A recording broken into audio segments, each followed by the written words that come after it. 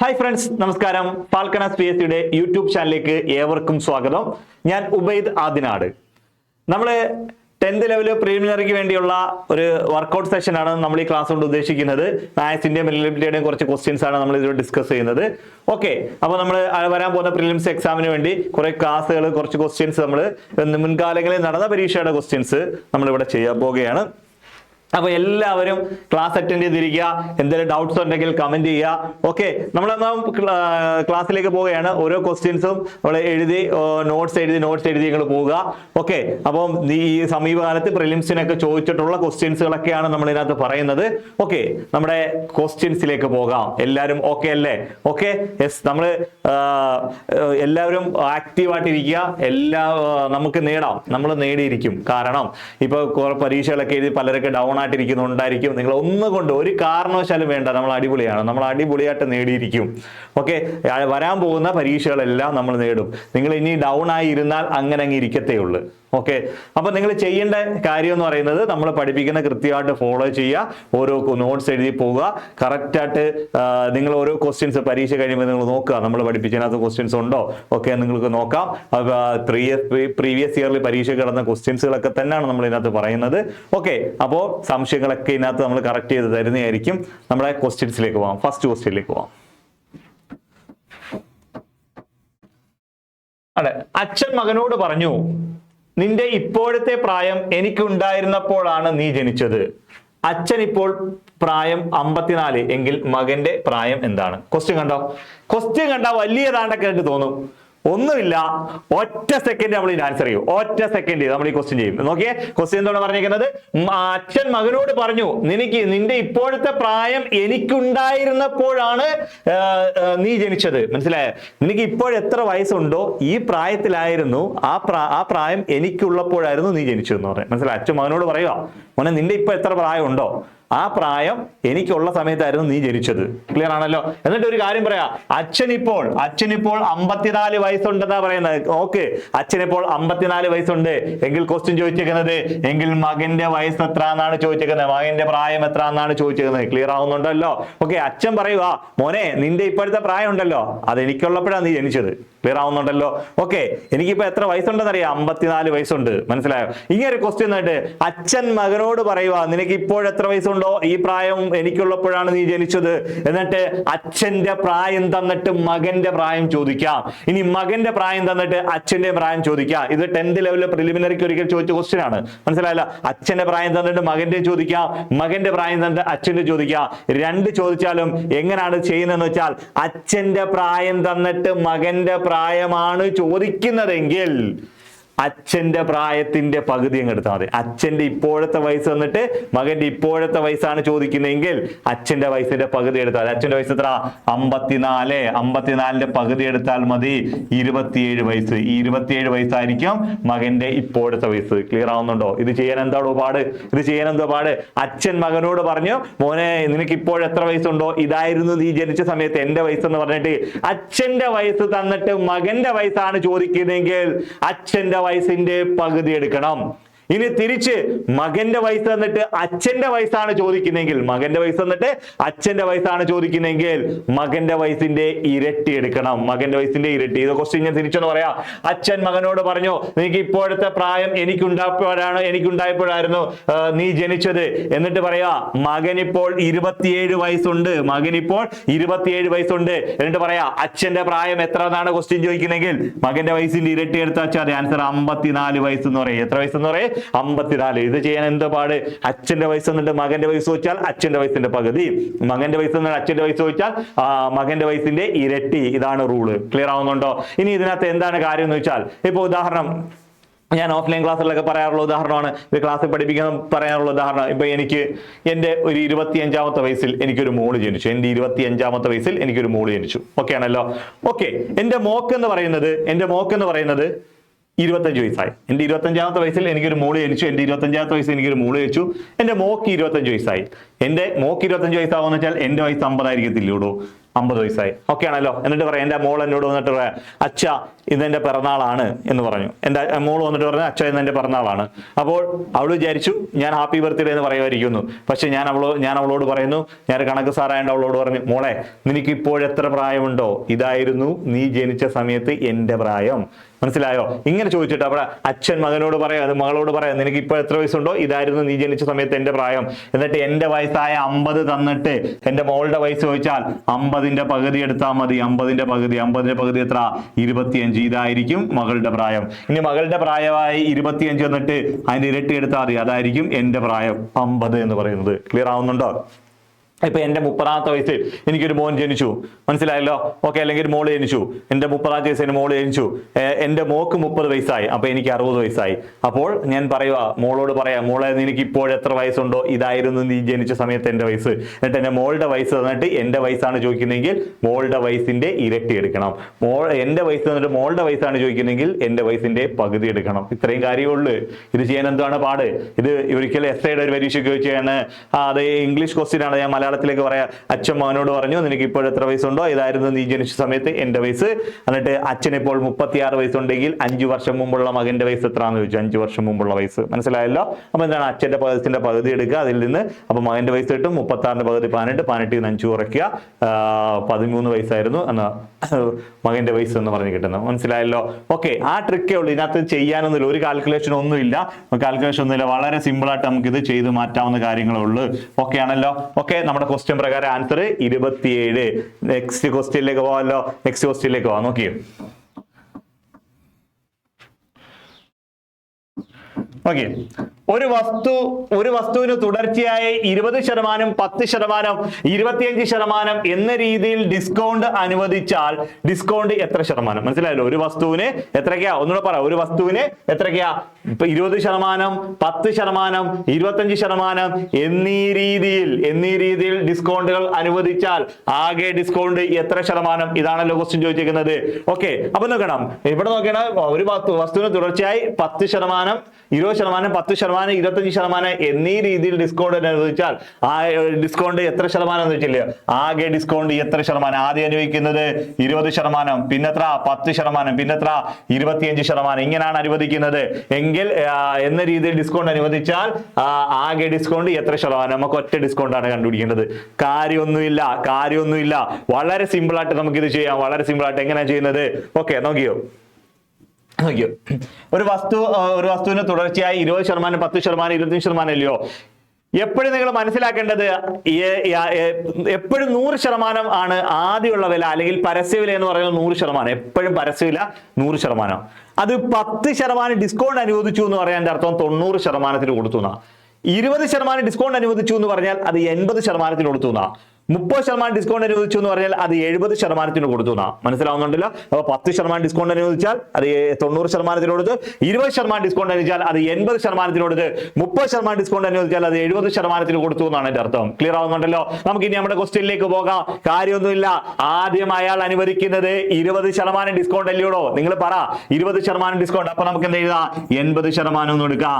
ആദ്യം 80%. പിന്നെന്താണ്, അയാൾ ഒരു ഡിസ്കൗണ്ട് അനുവദിച്ച് വീണ്ടും 10% ഡിസ്കൗണ്ട്. 10% ഡിസ്കൗണ്ട് എന്ന് വെച്ചാൽ എത്രയാണ്? 90% 90%. പറ, ഇനി എന്താണ് പറയുന്നത്? ഒരു ഡിസ്കൗണ്ട് കൂടെ അയാൾ അനുവദിച്ചിട്ടുണ്ട്. ഒരു ഡിസ്കൗണ്ട് കൂടെ അനുവദിച്ച് എത്രയാണ്? 25% ഡിസ്കൗണ്ട് അനുവദിച്ചു. 25% ഡിസ്കൗണ്ട് എന്ന് വെച്ചാൽ 75%. ക്ലിയർ ആവുന്നുണ്ടല്ലോ? ഓക്കെ, ആദ്യം 20% വെച്ചാൽ 100ൽ നിന്ന് 20 കുറയ്ക്കുക 80. പിന്നെ 10% വെച്ചാൽ 100ൽ നിന്ന് 10 കുറയ്ക്കുക 90. പിന്നെ 25% ഡിസ്കൗണ്ട് എന്ന് വെച്ചാൽ 100ൽ നിന്ന് 25 കുറയ്ക്കുക 75. അതുകൊണ്ട് നമുക്ക് ഇൻറ്റു ഒരു 100 കൂടെ അങ്ങ് കൊടുത്തേക്കണോടോ. ഇൻറ്റു ഒരു 100 കൊടുത്തേക്കണം. എന്തുകൊണ്ടാണ് ഇൻറ്റു 100 കൊടുക്കുന്നതെന്നൊക്കെ ഞാൻ പറഞ്ഞുതരാം. ഇതുകൂടെ കൊടുത്തേക്കണം. അല്ലെങ്കിൽ നമുക്കിപ്പോ ഒരു ആൻസർ കിട്ടുമ്പോൾ നമുക്ക് കിട്ടുന്ന ഉത്തരം ഒരു 80% അല്ലെങ്കിൽ 85% എന്നാന്ന് വിചാരിച്ചോ. ആൻസർ 85% എന്നാന്ന് വിചാരിച്ചോ. ഈ 85% ആണെങ്കിൽ 85ന്റെ താഴെ ഒരു 100 കാണും. അല്ലെങ്കിൽ വേണ്ട, അല്ലെങ്കിൽ വേണ്ട ഒരു 65% എന്നാണ് കിട്ടിയെന്ന് വിചാരിച്ചോ. 65% ആണെങ്കിൽ 65 താഴെ ഒരു 100 കാണും. അത് കാണാൻ ഒരു ലുക്ക് കാണത്തില്ല. ആ ലുക്ക് കാണാനും വേണ്ടി നമുക്ക് ഒഴിവാക്കാനും വേണ്ടി നമുക്ക് ലുക്കാക്കാൻ എടുക്കാനും വേണ്ടി നമ്മൾ ഒരു 100 ഗുണിക്കും. 100 ഗുണിക്കുമ്പോൾ ഈ 100ഉം ഈ 100 കൂടെ അങ്ങ് ക്യാൻസൽ ആയി പോകും. ഈ 100 ക്യാൻസൽ ആയി പോകുമ്പോൾ നമുക്ക് 65 എന്നുള്ള രീതിയിൽ ഇങ്ങനെ ഒരു ഉത്തരം കിട്ടാനാ. ഈ 100 കൊടുത്തില്ലെങ്കിൽ താഴെ ഈ സംഖ്യയുടെ താഴെ ഒരു 100 വന്ന് നിൽക്കും. ക്ലിയർ ആവുന്നുണ്ടോ? ഓക്കെ, നമുക്ക് ഇനി നേരെ നമുക്ക് ചെയ്യാം. ഈ 100ഉം ഈ 100 കൂടെ ക്യാൻസൽ ആയി പോകും. പോയല്ലോ. ഓക്കെ, ഈ 0ഉം ഈ 0 ക്യാൻസൽ ആവും, ഈ 0ഉം ഈ 0 ക്യാൻസൽ ആവും. ക്യാൻസൽ ആയല്ലോ. ഓക്കെ, ഇനി നമുക്ക് 25 വെച്ച് വെട്ടാം. 4 25 100, 3 25 75. ഓക്കെ, ഇനി 4 വെച്ച് കേട്ടോ. 1 4 4, 2 4 8, അണ്ടേ 2 3 6 9 2 3 6 9 6 54 54. ക്ലിയർ ആവുന്നുണ്ടല്ലോ? 2 ഗുണം 3 6, 6 9 6 54. 54% ഒന്ന് കിട്ടും. ഒന്ന് ശ്രദ്ധിച്ചോണേ, 54% കിട്ടുമ്പോൾ ഇവിടെ ഒരു 54% കിടപ്പുണ്ട്. ഇത് ചെയ്താൽ നിങ്ങളുടെ ഉത്തരം തെറ്റാണ്. ഉത്തരം നിങ്ങളുടെ തെറ്റാണ്. ഈ ഉത്തരം തെറ്റാണ്. 54% എന്ന് കൊടുത്താൽ നിങ്ങളുടെ ഉത്തരം തെറ്റാണ്. ഇവിടെ ക്വസ്റ്റ്യൻ ചോദിച്ചേക്കുന്നത് ആകെ ഡിസ്കൗണ്ട് എത്ര ശതമാനം എന്നാണ് ചോദിച്ചേക്കുന്നത്. ആകെ ഡിസ്കൗണ്ട് എത്ര ശതമാനം എന്ന് വെച്ചാൽ ആ കച്ചവടം കഴിയുമ്പോൾ അയാൾക്ക് ആകെപ്പാട് ആ കച്ചവടം കഴിഞ്ഞപ്പോൾ അയാൾക്ക് മൊത്തത്തിൽ കിട്ടിയേക്കുന്നത് 54% കിട്ടിയിട്ടുള്ളൂ. അയാൾക്ക് കയ്യിൽ വന്നേക്കുന്ന ക്യാഷ് അതിനകത്ത് എഴുതി ഒട്ടിച്ചേക്കുന്ന പരസ്യ വില എത്രയാണോ അതിന്റെ 54% മാത്രമേ അയാൾക്ക് കിട്ടിയിട്ടുള്ളൂ. ക്ലിയർ ആവുന്നുണ്ടോ? അയാൾക്കപ്പോ 54% കിട്ടിയിട്ടുള്ളൂ എന്ന് പറഞ്ഞാൽ മൊത്തത്തിൽ വേണ്ടത് 100%. അതിൽ 54% കിട്ടിയിട്ടുള്ളെങ്കിൽ അതിന്റെ അർത്ഥം അയാൾ 46% ഡിസ്കൗണ്ട് കൊടുത്തു എന്നാണ് അർത്ഥം. അയാള് 46% ഡിസ്കൗണ്ട്. സി ഓപ്ഷൻ ആണ് എന്റെ ആൻസർ. 46% ഡിസ്കൗണ്ട് കൊടുത്തു. ശ്രദ്ധിച്ചോണോ? അപ്പൊ നിങ്ങൾ നോക്കിയോണോ, ഒരു വസ്തുവിന് ആദ്യം 20% ഡിസ്കൗണ്ടും 10% ഡിസ്കൗണ്ടും 25% ഡിസ്കൗണ്ടും അനുവദിച്ചു എങ്കിൽ 3 ചേർത്ത് ഒറ്റ ഡിസ്കൗണ്ട് എത്രയാണെന്ന് ചോദിച്ചാൽ 20% ഡിസ്കൗണ്ട് എന്ന് വെച്ചാൽ 80, 10% ഡിസ്കൗണ്ട് വെച്ചാൽ 90, 25% ഡിസ്കൗണ്ട് വെച്ചാൽ 75 ഇൻറ്റു 100. ഇത് ക്യാൻസൽ ആയി പോകും. ക്യാൻസൽ ആയി പോയി കഴിയുമ്പോൾ ആ കച്ചവടം കഴിയുമ്പോൾ അയാൾക്ക് മൊത്തത്തിൽ കിട്ടിയേക്കുന്നത് 54% പരസ്യവിലയുടെ അതിനകത്ത് എഴുതിയുടെ മാർക്കറ്റ് പ്രൈസ് അല്ലെങ്കിൽ പരസ്യവിലയുടെ 54% അയാൾക്ക് കിട്ടിയിട്ടുള്ളൂ എന്ന് വെച്ചാൽ അയാൾ 46% ഡിസ്കൗണ്ട് അനുവദിച്ചു അല്ലെങ്കിൽ കിഴിവ്. ഡിസ്കൗണ്ടിന് മലയാളത്തിൽ പറയുന്നവരാണ് കിഴിവെന്നാണ്. കിഴിവ് 46% അയാൾ എന്ത് അനുവദിച്ചിട്ടുണ്ട്? കിഴിവ് അനുവദിച്ചിട്ടുണ്ട്. ക്ലിയർ ആവുന്നുണ്ടോ? ക്ലിയർ ആവുന്നുണ്ടോ? ഓക്കെ, ക്ലിയർ ആണേ. നമുക്ക് അടുത്ത ക്വസ്റ്റ്യനിലേക്ക് പോയാലോ? നിങ്ങൾ ഇത്രയും കാര്യം ഓക്കെ ആണ്? ഇതെല്ലാം ചോദിച്ചിട്ടുള്ള ക്വസ്റ്റ്യൻസാ. ഓക്കെ, മണിക്കൂറിൽ ഒരു മണിക്കൂറിൽ ഒഴുക്കിന് അനുകൂലമായി 11 കിലോമീറ്ററിലും ഒഴുക്കിനെതിരായി 5 കിലോമീറ്ററിലും സഞ്ചരിക്കുന്ന ബോട്ട് നിശ്ചല ജലത്തിൽ എത്ര വേഗതയിൽ സഞ്ചരിക്കും? ഓക്കെ ആണല്ലോ? നിശ്ചല ജലത്തിൽ എത്ര വേഗതയിൽ സഞ്ചരിക്കും? ഓക്കെ, ക്വസ്റ്റ്യൻ ഒന്നുമില്ല, സിമ്പിൾ ആയിട്ടുള്ള ക്വസ്റ്റ്യനാ. ഒഴുക്കിന് അനുകൂലമായിട്ടുള്ള ബോട്ടിന്റെ വേഗത തന്നിട്ടുണ്ട്. ഒഴുക്കിന് അനുകൂലമായിട്ടുള്ള ബോട്ടിന്റെ വേഗത തന്നിട്ടുണ്ട്. അതെത്ര? 11 km/h. മനസ്സിലായി? ഒഴുക്കിന് അനുകൂലമായിട്ടുള്ള ബോട്ടിന്റെ വേഗത ഡൗൺ സ്ട്രീം സ്പീഡ് എന്ന് പറയും. ഡൗൺ സ്ട്രീം സ്പീഡ് ഒഴുക്കിന് അനുകൂലമായിട്ടുള്ളത്. മനസ്സിലായല്ലോ? ഓക്കെ, ഒഴുക്കിനെതിരെയുള്ള വേഗത മനസ്സിലായല്ലോ? അത് ഓൾറെഡി അവർ തന്നിട്ടുണ്ട് 5 km/h. മനസ്സിലായല്ലോ? അത് അപ് സ്ട്രീം സ്പീഡ് എന്നും പറയും, മറ്റേ ഡൗൺ സ്ട്രീം സ്പീഡ്. മനസ്സിലായല്ലോ? ഒഴുക്കിന് അനുകൂലം ഡൗൺ സ്ട്രീം സ്പീഡ്. ഓക്കെ, ഒഴുക്കിനെതിരെ അപ് സ്ട്രീം സ്പീഡ്. മനസ്സിലായല്ലോ? ഒഴുക്കിനെതിരെയായാലും ഒഴുക്കിന് അനുകൂലമാണ്. മനസ്സിലായല്ലോ? ഓക്കെ ഓക്കെ, ഇനി എന്താണ് പറഞ്ഞേക്കുന്നത്? നമുക്ക് കണ്ടുപിടിക്കേണ്ടത് പിന്നെ നിശ്ചലജലത്തിലെ വേഗതയാണ് വേണ്ടത്. നിശ്ചലജലത്തിലെ speed of boat in still water എന്ന് പറയും. Speed in boat still water എന്ന് പറയുന്നത് ബോട്ടിന്റെ നിശ്ചല ജലത്തിലെ വേഗത എത്രയാണെന്നാണ് കണ്ടുപിടിക്കേണ്ടത്. മനസ്സിലായല്ലോ? ഓക്കെ, അങ്ങനെ ഒരു ക്വസ്റ്റ്യൻ ചോദിച്ചാൽ നിങ്ങൾ ഇത് ചെയ്യാനും വേണ്ടി ഒന്നുമില്ല. വളരെ സിമ്പിളാ, വളരെ സിമ്പിള്. ഓക്കെ, ഞാൻ 2 കാര്യങ്ങൾ പറഞ്ഞ് മനസ്സിലാക്കി തരാം. ശ്രദ്ധിച്ചോ. നമ്മൾ ഇവിടെ എന്താണ്? ഒഴുക്കിന് അനുകൂലമായിട്ടുള്ള വേഗതയെ നമ്മൾ എക്സ് എന്ന് എടുക്കണം. ഒഴുക്കിന് അനുകൂലമായിട്ടുള്ള വേഗത എക്സ്. അത് ഓൾറെഡി ക്വസ്റ്റ്യൻ തന്നിട്ടുണ്ട്. എത്ര? 11 km/h എന്ന് തന്നിട്ടുണ്ട്. ഒഴുക്കിന് അനുകൂലമായിട്ടുള്ള വേഗത ഡൗൺ സ്ട്രീം സ്പീഡ് എന്ന് പറയുന്നത് 11 km/h ആണ്. ക്ലിയർ ആവുന്നുണ്ടോ? ഓക്കെ, ഇനി എന്താ പറയുന്നത്? ഒഴുക്കിന് എതിരെയുള്ള വേഗത തന്നിട്ടുണ്ട്. ഒഴുക്കിനെതിരെയുള്ള വേഗത അപ്സ്ട്രീം സ്പീഡ്. ഒഴുക്കിനെതിരെയുള്ള വേഗത അതിനെ നമ്മൾ y എന്ന് എടുക്കുക. y എന്ന് വെച്ചാൽ 5 km/h എന്നാ പറയുന്നത്. ഒഴുക്കിനെതിരെയുള്ള വേഗത ഉണ്ട്. ഒഴുക്കിന് അനുകൂലമായിട്ടുള്ള വേഗത 11 km/h. ഒഴുക്കിനെതിരെയുള്ള വേഗത 5 km/h ആണ്. എങ്കിൽ നിശ്ചല ജലത്തിലെ ബോട്ടിന്റെ വേഗതയെ a എന്ന ലെറ്റർ അങ്ങ് സൂചിപ്പിച്ചോ. a എന്ന ലെറ്റർ നിങ്ങൾ സൂചിപ്പിച്ചോ. നമുക്കപ്പോ എന്ത് കണ്ടുപിടിക്കണം? a ആണ് കണ്ടുപിടിക്കേണ്ടത്. a കണ്ടുപിടിക്കാനുള്ള ഇക്വേഷൻ എന്ന് വെച്ചാൽ x + y/2 ആണ്. x + y/2 എന്ന് വെച്ചാൽ ഒന്നുമില്ല, ഈ രണ്ട് വേഗതയുടെ കൂട്ടിയിട്ട് പകുതി എടുത്താൽ മതിയുള്ളൂ, വേറെ ഒന്നുമില്ല. ഒഴുക്കിന് അനുകൂലമായിട്ടുള്ള വേഗതയും ഒഴുക്കിനെതിരെയുള്ള വേഗതയും തമ്മിൽ കൂട്ടിയിട്ട് അതിന്റെ പകുതി എടുക്കുന്നതാണ്. ഒഴുക്കിനെതിരെ അനുകൂലമായിട്ടുള്ള വേഗതയും ഒഴുക്കിനെതിരെയുള്ള വേഗതയും തമ്മിൽ കൂട്ടിയിട്ട് അതിന്റെ പകുതി എടുക്കുന്നതാണ് നിശ്ചല ജലത്തിലെ ബോട്ടിന്റെ വേഗത എന്ന് പറയുന്നത്. നിശ്ചല ജലത്തിലെ ബോട്ടിന്റെ വേഗത. അപ്പൊ ഇത് കൂട്ടിയിട്ട് ഇതിന്റെ പകുതി എടുക്കുക. ഇത് കൂട്ടുമ്പോൾ നമുക്ക് എത്ര കിട്ടി? 11 കിട്ടി, അടുത്ത 5 കിട്ടി. 11 5 ഒഴുക്കിന് അനുകൂലം x 11, ഒഴുക്കിനെതിരെ y 5, രണ്ടും കൂടെ കൂട്ടിയിട്ട് 2 പകുതി എടുക്കുക. 16ന്റെ പകുതി എത്ര? 8 km/h ആണ്. 8 km/h ആണ് ഇതിന്റെ ആൻസർ എന്ന് പറയുന്നത്. 8 km/h ആണ്. സി ഓപ്ഷൻ ആണ് ഇതിന്റെ ആൻസർ എന്ന് പറയുന്നത്. 8 km/h ആണ്. ക്ലിയർ ആവുന്നുണ്ടല്ലോ? ഒരു ബോട്ട് നിശ്ചല ജലത്തിലെ വേഗത കണ്ടുപിടിക്കാൻ ഒഴുക്കിന് അനുകൂലമായിട്ടുള്ള വേഗതയും ഒഴുക്കിനെതിരെയുള്ള വേഗതയോടെ കൂട്ടിയിട്ട് പകുതി എടുത്താൽ നിശ്ചല ജലത്തിലെ വേഗത കിട്ടും. ഇനി ഒഴുക്കിനെതിരെയുള്ള വേഗതയും ഒഴുക്കിന് അനുകൂലമായിട്ടുള്ള വേഗതയും തമ്മിൽ കുറച്ചിട്ട് പകുതി എടുത്താൽ ഒഴുക്കിന്റെ വേഗത കിട്ടും. ഒഴുക്കിനെതിരെയുള്ള വേഗതയും ഒഴുക്കിന് അനുകൂലമായിട്ടുള്ള വേഗതയും തമ്മിൽ കൂട്ടിയിട്ട് പകുതി എടുത്താൽ നിശ്ചല ജലത്തിലെ വേഗത കിട്ടും. ഒഴുക്കിനെതിരെയുള്ള വേഗതയും ഒഴുക്കിന് അനുകൂലമായിട്ടുള്ള വേഗതയും തമ്മിൽ കുറച്ചിട്ട് പകുതി എടുത്താൽ ഒഴുക്കിന്റെ വേഗത കിട്ടും. ക്ലിയർ ആവുന്നുണ്ടല്ലോ? ഓക്കെ, ഇതാണ് ഇതിന്റെ ആൻസർ എന്ന് പറഞ്ഞേ. നമുക്ക് നോക്കാം. ഓക്കെ, ഈ നടുക്കുള്ളത് ഇതാണ് എ എന്ന് പറഞ്ഞാൽ നിശ്ചല ജലത്തിലെ വേഗത. നിശ്ചല ജലം ഇവിടെ ബി എന്ന് കൊടുക്കാം. ഇവിടെ ബി നിശ്ചല ജലം. ബി ഒഴുക്കിന്റെ വേഗത.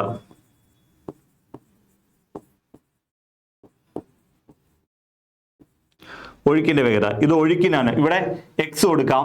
ഒഴുക്കിന് അനുകൂലമായിട്ടുള്ള വേഗത.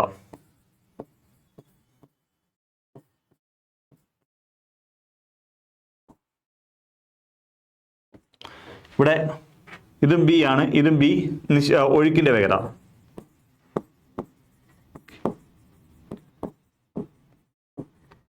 ഇത് ബി ആണ്. ഇത് y ഒഴുക്കിനെതിരെയുള്ള വേഗത.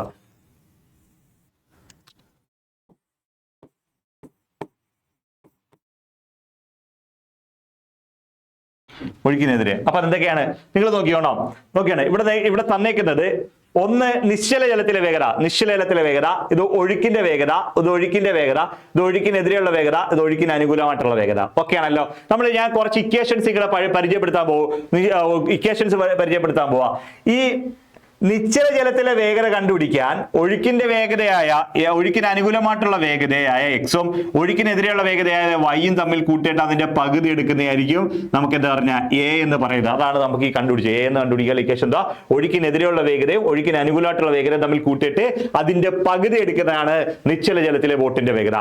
ഇനി ഒഴുക്കിന്റെ വേഗത ഉണ്ട്. ഒഴുക്കിന്റെ വേഗത ബി കണ്ടുപിടിക്കാൻ ഉണ്ടോ? ഒഴുക്കിന് അനുകൂലമായിട്ടുള്ള വേഗതയും ഒഴുക്കിനെതിരെയുള്ള വേഗതയും തമ്മിൽ കുറച്ചിട്ട് അതിന്റെ പകുതി എടുത്താൽ മനസ്സിലായല്ലോ?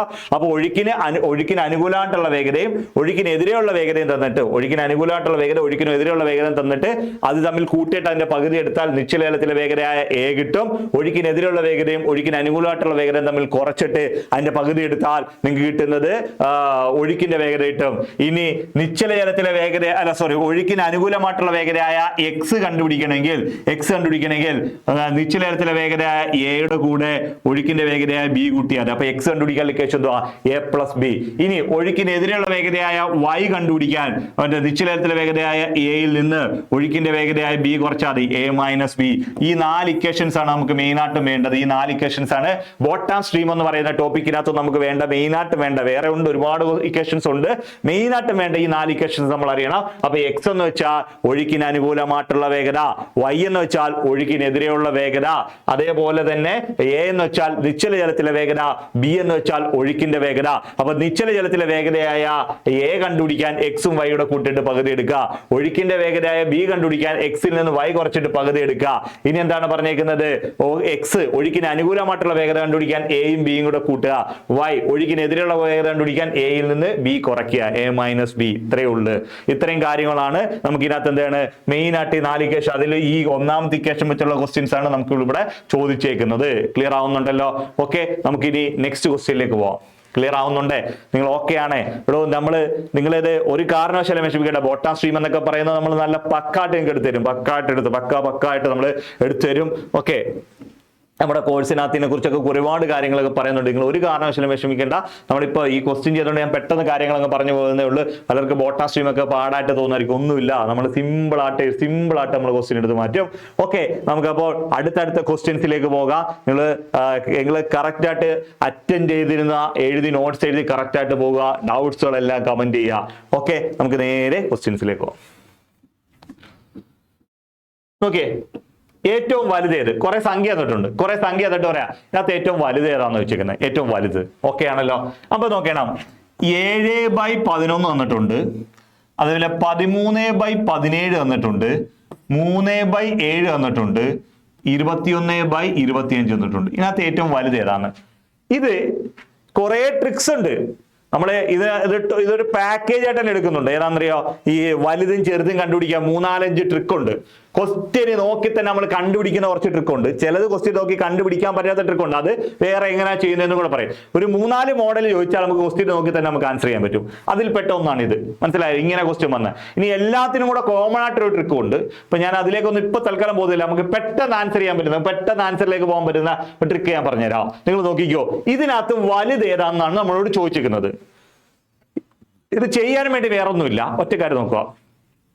ഇവിടുത്തെ അംശം എത്ര? 7. ഛേദം എത്ര? 11.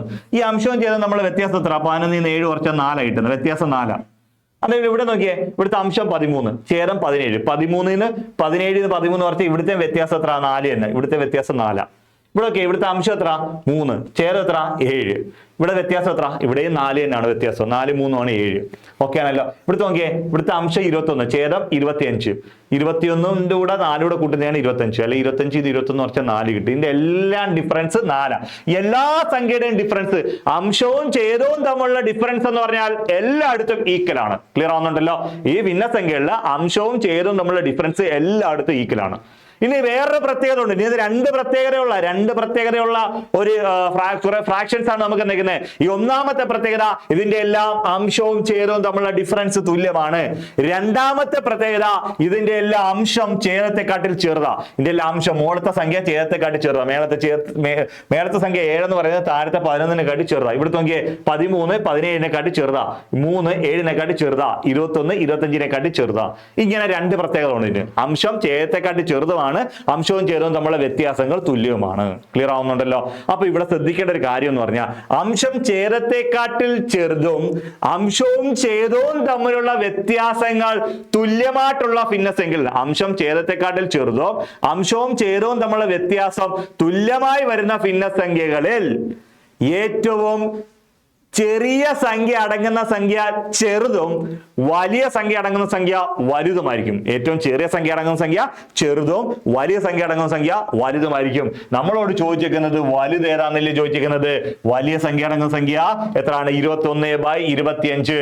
ഇതാണ് ഏറ്റവും വലുത്. ക്ലിയർ ആവുന്നുണ്ടല്ലോ? അപ്പൊ വലുത് ഏതാന്ന് വെച്ചാൽ വലുത്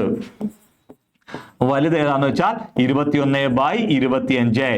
ഇനി ഇതിനകത്ത് ചെറുത് ഏതാന്ന് വെച്ചാൽ, ചെറുതെന്ന് പറഞ്ഞാൽ ഇതായിരിക്കും ചെറുത്. അപ്പോൾ ചെറുത് ഏതാന്ന് വെച്ചാൽ ഏതാന്ന് വെച്ചാൽ എത്ര? 3/7 ആയിരിക്കും. മനസ്സിലായല്ലോ? അപ്പൊ ഇവിടെ ശ്രദ്ധിച്ചോണം, ഇതിന്റെ ട്രിക്ക് ശ്രദ്ധിച്ചോണം. രണ്ട് ഭിന്നസംഖ്യകൾ തരുക. രണ്ട് ഭിന്നസംഖ്യകൾ തന്നിട്ട് എന്താ പറയുന്നത്? 4 ഭിന്നസംഖ്യകൾ തന്നിട്ട് ഇതിൽ വലുതേത് ചെറുതേതെന്ന് വെച്ചാൽ ഇവയുടെ അംശവും ഛേദവും തമ്മിലുള്ള വ്യത്യാസങ്ങൾ തുല്യവും അംശം ഛേദത്തെക്കാൾ ചെറുതുമായി വരുന്ന സംഖ്യകളിൽ ഏറ്റവും വലിയ സംഖ്യ അടങ്ങുന്ന ഭിന്നസംഖ്യ വലുതും ചെറിയ സംഖ്യ അടങ്ങുന്ന ഭിന്നസംഖ്യ ചെറുതുമായിരിക്കും. ഇതിപ്പോ വലിയ സംഖ്യ അതാണ്. അപ്പൊ അതാണ് ഏറ്റവും വലുത്. ചെറുത് ഇതാണ് ഏറ്റവും ചെറുത്. ക്ലിയർ ആവുന്നുണ്ടോ? ക്ലിയർ ആവുന്നുണ്ടേ? ഓക്കെ, നമുക്ക് അടുത്ത ക്വസ്റ്റ്യനിലേക്ക് പോകാം. 1/2-നും 1/3-നും ഇടയിലുള്ള ഭിന്നസംഖ്യ. അപ്പോൾ 1/2 1/3 ഇടയിലാണ്. യഥാർത്ഥത്തിൽ 1/3 1/2 ഇടയിൽ നിന്നാണ് ചോദിക്കേണ്ടത്. 1/2 1/3 ഇടയിലുള്ള സംഖ്യ ഏതാണ്? രണ്ടായാലും കുഴപ്പമൊന്നുമില്ല, ഇങ്ങോട്ട് പോയാലും കുഴപ്പമൊന്നുമില്ല. ഇതിനിടയിൽ വരുന്ന ഭിന്നസംഖ്യ ഏതാണെന്നാണ് ചോദിച്ചിരിക്കുന്നത്. ഇത് സാധാരണ പല രീതിയിൽ ഇത് ചെയ്യും, പല രീതിയിൽ ഇത് സാധാരണ ഹരിച്ചു നോക്കിയൊക്കെ ചെയ്യും. പിന്നെ ഓപ്ഷനകത്ത് ഒരു ട്രിക്കിലുള്ള ക്വസ്റ്റ്യൻ ഉണ്ട്, ഓപ്ഷൻ ആൻസർ ഉണ്ട്. ഇതിനിടയിൽ ഈ 1/2 1/3 ഇടയിൽ കോടാനുകൂടി സംഖ്യകളുണ്ട് കേട്ടോ. 1/2 1/3 ഇടയിൽ കോടാനുകൂടി സംഖ്യകളുണ്ട്. ലക്ഷക്കണക്കിന് കോടാനുകൂടി കണക്കിന് സംഖ്യകളുണ്ട്. ക്ലിയർ ആവുന്നുണ്ടല്ലോ? ഓക്കെ, അപ്പൊ അതിനകത്ത് ഏതെങ്കിലും ഒരെണ്ണമായിരിക്കും നമ്മളോട് ചോദിക്കുന്നത്. അത് ഏതാണെന്ന് ചോദിച്ചാൽ നമ്മൾ ഒരു ട്രിക്ക് ഉപയോഗിക്കുമ്പോൾ പെട്ടെന്ന് അത് ഓപ്ഷനകത്ത് ഉണ്ടെങ്കിൽ അതൊരെണ്ണം, ഒത്തിരി എണ്ണം ഉണ്ട്, അതിലൊരെണ്ണം ആണ്. അതല്ലാത്തുള്ള സംഖ്യയാണ് ചോദിക്കുന്നതെങ്കിൽ നമ്മൾ അല്ലാതെ ഹരിച്ചത് കണ്ടുപിടിക്കേണ്ടി വരും. ഓക്കെ, നോക്കാം, നമുക്കിത് നോക്കാം. ഇവിടെ ചെയ്യേണ്ട പരിപാടി, ഇവിടെ എത്ര 1/2 1/3 ഇടയിലാണ്. ഇത് രണ്ട് 1/2 1/3 ഇടയിൽ നിൽക്കണം സംഖ്യ. അതിന് ചെയ്യേണ്ട പരിപാടി നിങ്ങൾ ആരും ചെയ്യണം. ഇതിന്റെ ഇടയിൽ വരുന്ന ഒരു സംഖ്യ നിങ്ങൾ ഈ അംശോടങ്ങ് കൂട്ടണം. അംശോടങ്ങ് കൂട്ടണം. ഒന്നുകൂടെ കൂട്ടണം. ഇത് തമ്മിലും കൂട്ടാം. അപ്പൊ നമ്മൾ ഇത് കിട്ടി 1 + 1. അടി ചേരോടെ കൂട്ടണം. ചേരോ എത്ര 2 + 3. ഓക്കെ ആണല്ലോ? അപ്പോൾ ഒന്നുകൂടെ കൂട്ടണം, 2 3 കൂട്ടണം. മേളത്തെ കൂട്ടി മേളിലും താഴത്തെ കൂട്ടി താഴെ. 1 1 2 ബൈ 3 2 5. ഈ 2/5 എന്ന് പറയുന്നത് ഓപ്ഷനകത്ത് ഉണ്ടോ എന്ന് നോക്കണം. ഇതിന്റെ ഇടയിൽ വരുന്ന ഒരു സംഖ്യയാണ് ഈ 2/5. ഇത് ഓപ്ഷനകത്ത് ഉണ്ടോ എന്ന് വെച്ചാൽ നമ്മുടെ ഭാഗ്യത്തിൽ ഓപ്ഷനകത്ത് ഉണ്ടത്. ഇതാണ് ആൻസർ. ക്ലിയർ ആവുന്നുണ്ടോ? ഇത്രയേ ഉള്ളൂ ആൻസർ. ക്ലിയർ ആവുന്നുണ്ടല്ലോ? അംശം മേളത്തെ 2 സംഖ്യയുടെ കൂട്ടി മേളിലും താഴത്തെ 2 സംഖ്യയുടെ കൂട്ടി താഴെ ഇടുന്നത് ഓപ്ഷനകത്ത് ഉണ്ടോ എന്ന് നോക്കണം. ഉണ്ടെങ്കിൽ അതൊരു സംഖ്യ. ഞാൻ പറഞ്ഞു കോടാനുകോടി സംഖ്യകളുണ്ട് ഇതിന്റെ ഇടയിൽ, അതിലൊരെണ്ണമാണിത്. ചില കേസിൽ ഇത് തരത്തില്ലെങ്കിൽ നമ്മൾ എന്ത് ചെയ്യണം? ആദ്യം ചെയ്യേണ്ടത് 1/2 1/3 ഹരിച്ചു നോക്കണം. 1/2 1/3 ഹരിച്ചു നോക്കണം. ഹരിച്ചാകുമ്പോൾ എളുപ്പം ചെയ്യാനുള്ളവരെ ഹരിക്കുമ്പോൾ ഇവിടെ 0.5 കിട്ടും, 0.33 കിട്ടും. എന്നിട്ട് ഈ ഓരോ സംഖ്യ ഹരിക്കണം. ഹരിച്ചിട്ട് ഇതിന്റെ ഇടയിൽ വരുന്ന ഏതാണെന്ന് നോക്കി സെലക്ട് ചെയ്യണം. മനസ്സിലായല്ലോ? അങ്ങനെ സെലക്ട് ചെയ്തെടുക്കാം. അല്ലെങ്കിൽ നിങ്ങൾക്ക് എന്ത് ചെയ്യാം, ഈ രീതിയിൽ കാര്യങ്ങൾ ചെയ്താം. ഓക്കെയാണ്? അല്ലെങ്കിൽ നമ്മൾ എന്ത് ചെയ്യും, ഇതിനെല്ലാം ഒരു 0 കൊടുക്കും. ഇച്ചൂടെ ചെയ്യാൻ എളുപ്പം ഇതിന്റെ മേളിലെല്ലാം ഒരു 0 കൊടുത്തിട്ട് ഹരിക്കുക. 0 കൊടുത്ത് ഹരിക്കുമ്പോൾ നമുക്ക് ഇതിന്റെ ഇടയിൽ വരുന്ന ഏതാണ് നമുക്ക് കൃത്യമായിട്ട് കിട്ടും. മനസ്സിലായല്ലോ? ഓക്കെ, അങ്ങനെയൊക്കെ പല രീതിയിൽ നമുക്ക് ഇത് ചെയ്യാം. എന്ന് വെച്ച് കഴിഞ്ഞാൽ എന്താ നോക്കിയേ, നമുക്ക് നോക്കാം. 1/2 1/3 1/2 1/3 ഇടയിൽ വരുന്ന ഏതാണെന്ന് വെച്ചാൽ നമുക്ക് തൽക്കാലം നമുക്ക് ഒരു 0 കൊടുക്കാം. ഇവിടെ ഒരു 0 കൊടുക്കാം. അണ്ടേ 10നെ 2 അല്ല എന്താണ് 10/2 ഹരിക്കുമ്പോൾ നമുക്ക് 5 കിട്ടി. ഇവിടെ എന്താ 10/3 3 33. ഈ 3നും 5നും ഇടയിൽ വരുന്ന സംഖ്യ ഏതാണ് നമുക്ക് നോക്കേണ്ടത്. 3നും 5നും ഇടയിൽ വരുന്ന സംഖ്യ. ഓക്കെ, അപ്പൊ ഇവിടെ നമുക്ക് 5 എന്ന് കിട്ടിയെന്ന് എഴുതാം.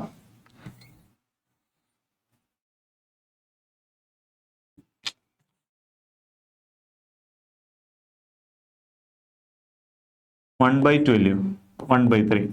ഓക്കെ, 1/2 നമ്മൾ മേളിലൊരു 0 കൊടുത്തിട്ട് 2 വെച്ച് ഹരിച്ചപ്പോൾ 5 കിട്ടി. 1/3ക്ക് മേളിലൊരു 0 കൊടുത്തിട്ട് 339 പോയിന്റ് വരും. പോയിന്റ് നമ്മൾ എടുക്കുന്നില്ല, അതവിടെ ഇരിക്കട്ടെ. അപ്പൊ നമുക്ക് അറിയേണ്ടത് 3നും 5നും ഇടയിൽ വരുന്ന സംഖ്യ ഏതാണെന്ന് അറിയേണ്ടത്.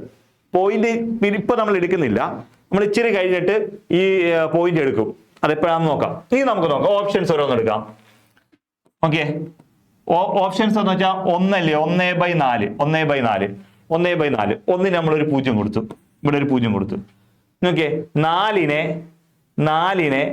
ഞാൻ 10നെ ഞാൻ 4 വെച്ചിരിക്കുക. 24 8 പൂർണ്ണമായി ഹരിച്ചിട്ട് 24 8. ഇനി ഇത് പോയിന്റ് കൊടുക്കണം. ഈ 2 എന്ന് പറയുന്നത് 3നും 5നും ഇടയിലാണോ വരുന്നത്? 3നും 5നും ഇടയിലല്ല 2 വരുന്നത്. അപ്പൊ ഈ ഓപ്ഷൻ അല്ല. ഞാൻ അടുത്ത് നോക്കാം. 4 4/7 അല്ലയോ? 4/7. ഈ 4 ഞാൻ 0 കൊടുത്തു. 40 അതെ. I7 35. അപ്പൊ 5 വന്ന് നമുക്ക് എന്താണ് 3നും 5നും ഇടയിലാണ്. 3നും 5നും ഇടയിൽ. അപ്പൊ നമുക്ക് 5 കിട്ടി. ഇവിടെ ഒരു 5 കണ്ടോണ്ട് നിങ്ങൾക്ക് സംശയം വരും.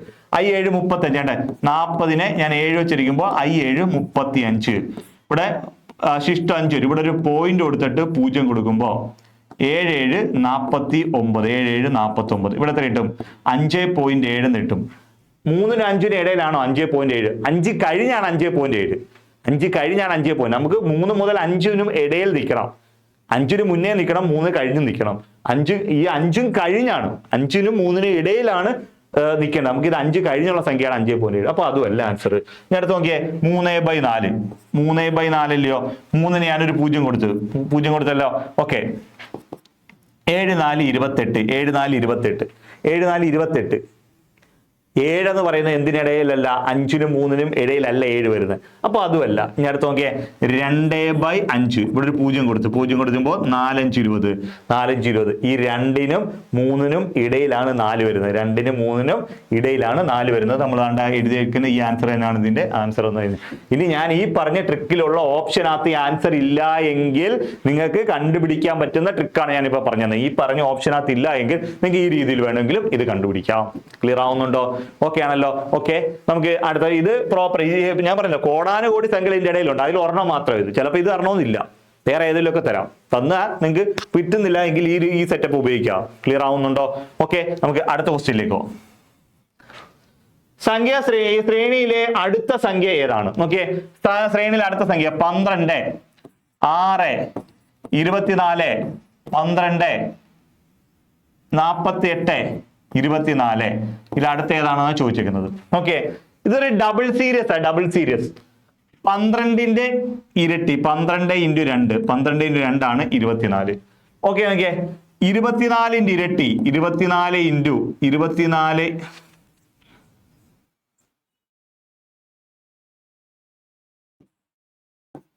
24 × 2. 24 × 2 ആണ് 48. 24 × 2 48. അപ്പൊ എടുത്തു തരണം. ഇതിന്റെ അടുത്ത ഡബിൾ സീരീസ് ഇത് കഴിഞ്ഞു. ഒന്നിടവിട്ട സംഖ്യ 12, 1 ഇടവിട്ട് 24, 24 ഇരട്ടി 48. അപ്പൊ അടുത്ത എത്ര പറയണം? ഇവിടുത്തെ സംഖ്യ 48 × 2. 48 × 2 എത്ര? 96. നമ്മുടെ ഓപ്ഷൻ ബി ഓപ്ഷൻ ആണ്. 96 എന്നുള്ള ഉത്തരം വരും. 96. അപ്പൊ എന്തുവാ? 12 ഇരട്ടി 24, 24 ഇരട്ടി 48, 42 ഇരട്ടി 96. 1 ഇടവിട്ട്. ഇനി ഇത് കഴിഞ്ഞ് അതിന്റെ അടുത്ത സംഖ്യ ഏത് വരുമെന്ന് വെച്ചാൽ ഇങ്ങനെ ഇവിടുത്തെ ഡബിൾ സീരീസ് ആണ്. 6ന്റെ ഇരട്ടി 12. അടുത്തണ്ടേ 12ന്റെ ഇരട്ടി 24. അപ്പൊ 24ന്റെ ഇരട്ടി വരണം. 24ന്റെ ഇരട്ടി 48. ഇവിടെ 48 എന്ന് വരും. നമ്മുടെ ക്വസ്റ്റ്യൻ പ്രകാരം ആൻസർ ഇവിടുത്തെ തൊട്ട് വരുന്ന സംഖ്യ ഏതാണെന്ന് ചോദിച്ചിരിക്കുന്നത് 96. അത് കഴിഞ്ഞ് വരുന്ന സംഖ്യയാണ് 48. അത് കഴിഞ്ഞ് വരുന്ന സംഖ്യയാണ് 48. അത് നമ്മൾ നോക്കേണ്ട കാര്യമില്ല. തൊട്ടടുത്ത ശ്രേണി ഇതില് അടുത്ത സംഖ്യ ഏതാന്ന് മാത്രമേ ചോദിച്ചിട്ടുള്ളൂ. അടുത്ത സംഖ്യയായിട്ട് വരുന്നത് 96 ആണ്. അതിന്റെ അടുത്ത സംഖ്യയായിട്ട് 48 വരത്തുള്ളൂ. ക്ലിയർ ആവുന്നുണ്ടോ? ഓക്കെ ആണ്. യെസ്, നമുക്ക് എന്ത് ചെയ്യാം? നമ്മുടെ അടുത്തൊരു ക്വസ്റ്റ്യനിലേക്ക് പോവാം. അടുത്ത ക്വസ്റ്റ്യനിലേക്ക് പോവാം. താഴെ തന്നിരിക്കുന്നവയിൽ 12 കൊണ്ട് നിശേഷമായിരിക്കാൻ പറ്റുന്ന സംഖ്യ ഏത്? താഴെ തന്നിരിക്കുന്നതിൽ 12 കൊണ്ട് നിശേഷം ഹരിക്കാൻ പറ്റുന്ന സംഖ്യ ഏത്? 12 കൊണ്ട് നിശേഷമായിരിക്കാൻ പറ്റുന്ന സംഖ്യ.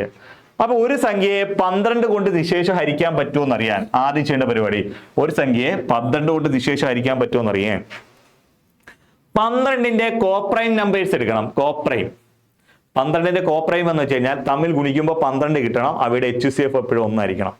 മനസ്സിലായല്ലോ? ഗുണിക്കുമ്പോൾ 12ഉം അവിടെ HCFഉം 1 വരുന്ന സംഖ്യകളെന്ന് വെച്ചാൽ കോപ്രൈം നമ്പറായിട്ട് വരുന്നത് എത്ര? 3 4. 3 4 12. ഓക്കെ ആണല്ലോ? ഓക്കെ, 3 4 12. ഓക്കെ ആണേ. അപ്പൊ ഇവിടെ ഈ 3 4 കൊണ്ട് ഗുണിക്കും. ഇവിടെ കോപ്രൈമായിട്ട് നമ്മൾ എടുക്കുന്നത് 3 4 3 4 ആണ്. നമ്മൾ 3 4 12. ഓക്കെ, ഈ 3 കൊണ്ടും 4 കൊണ്ടും ഹരിക്കാൻ പറ്റുന്ന സംഖ്യയെല്ലാം 12 കൊണ്ട് ഹരിക്കാൻ പറ്റും. ഏതൊക്കെ കൊണ്ടാ? 3 കൊണ്ടും 4 കൊണ്ടും ഹരിക്കാൻ പറ്റുന്ന സംഖ്യകളെല്ലാം നമുക്ക് എന്തുകൊണ്ട് ഹരിക്കാം? 12 കൊണ്ട് ഹരിക്കാം. ഓക്കെ,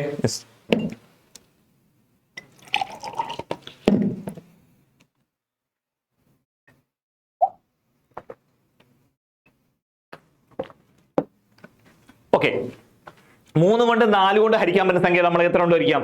12 കൊണ്ട് ഹരിക്കും. അപ്പൊ ശ്രദ്ധിച്ചോണം, ഒരു സംഖ്യയെ 3 കൊണ്ട് ഹരിക്കാൻ പറ്റുമോ എന്നറിയാൻ അവയുടെ അക്കങ്ങളെല്ലാം അങ്ങ് കൂട്ടണം. ഒരു സംഖ്യയെ 3 കൊണ്ട് ഹരിക്കാൻ പറ്റുമോ എന്നറിയാൻ ആ തന്നേക്കുന്ന സംഖ്യയുടെ അക്കങ്ങളെല്ലാം അങ്ങ് കൂട്ടണം.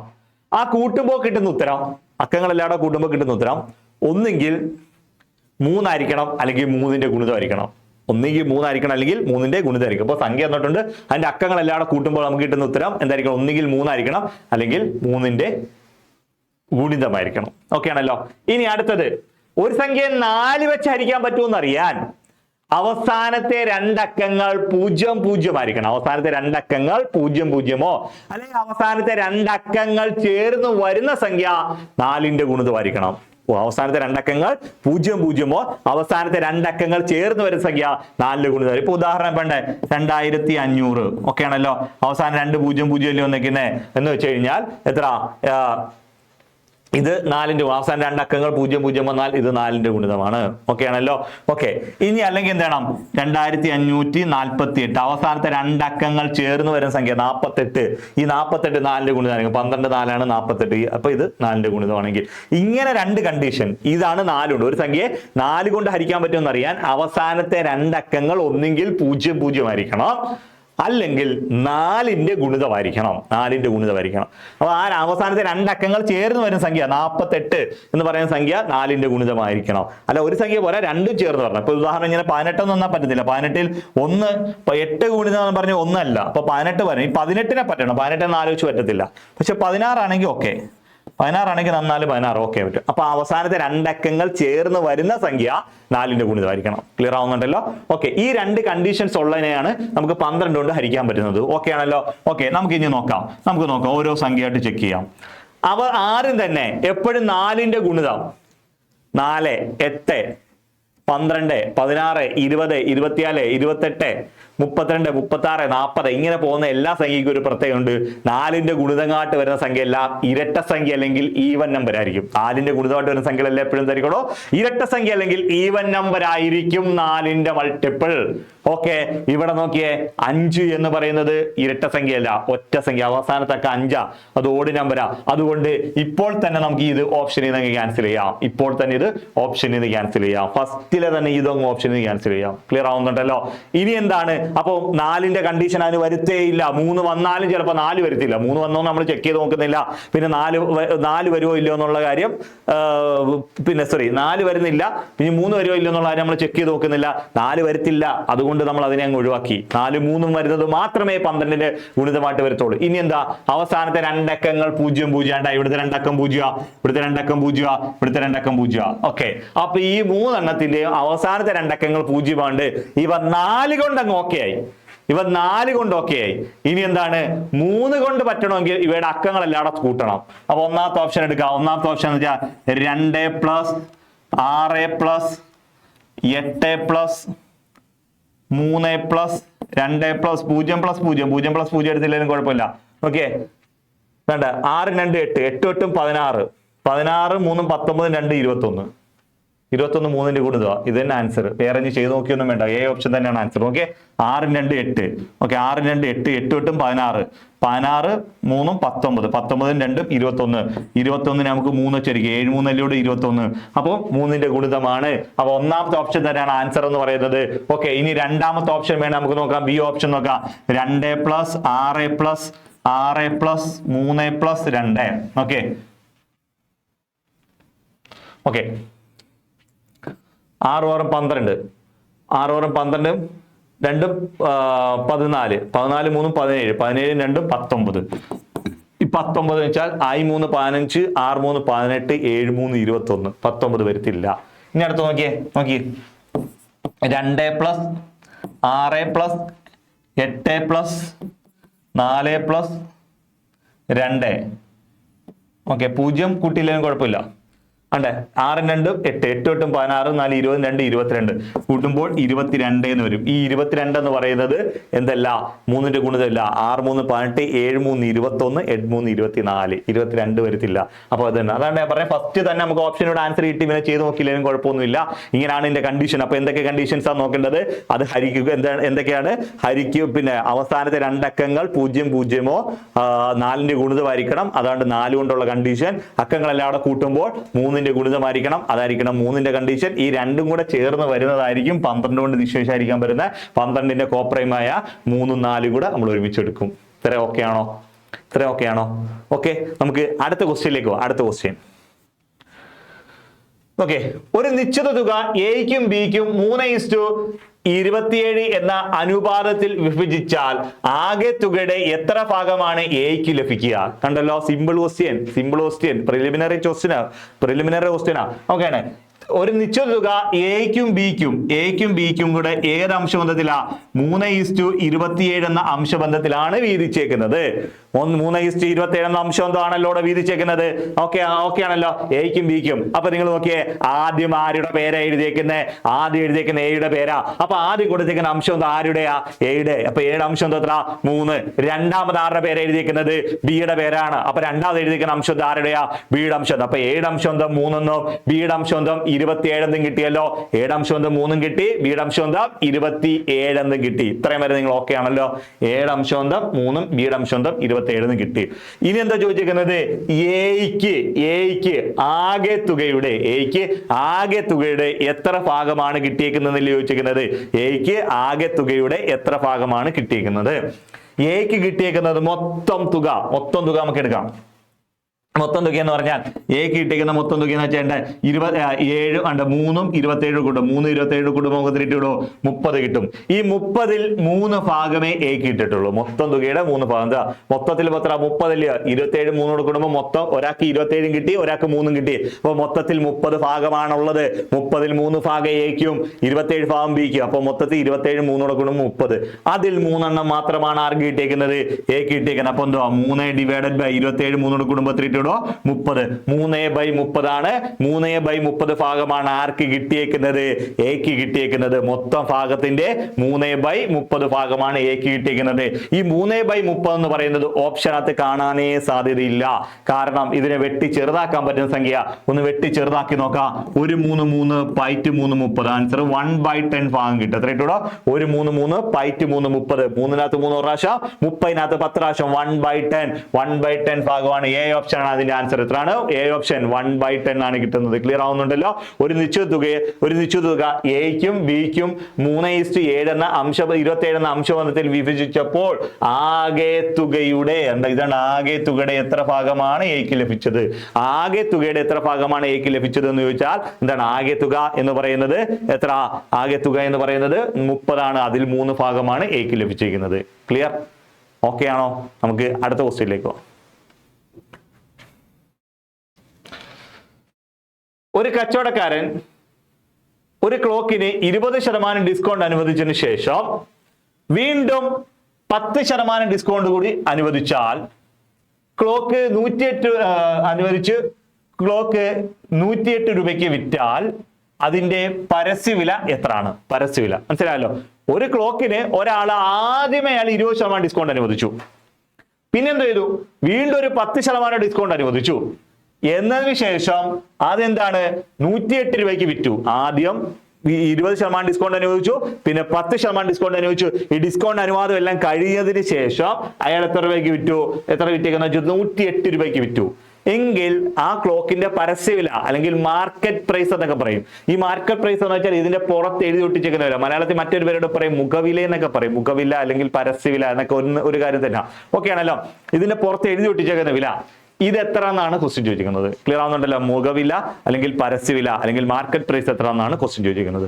ഇങ്ങനെ ഒരു ക്വസ്റ്റ്യൻ ചോദിച്ചാൽ നിങ്ങൾ പ്രത്യേകിച്ച് കാര്യമൊന്നും ചെയ്യണ്ട, പ്രത്യേകിച്ചൊന്നും ചെയ്യണ്ട.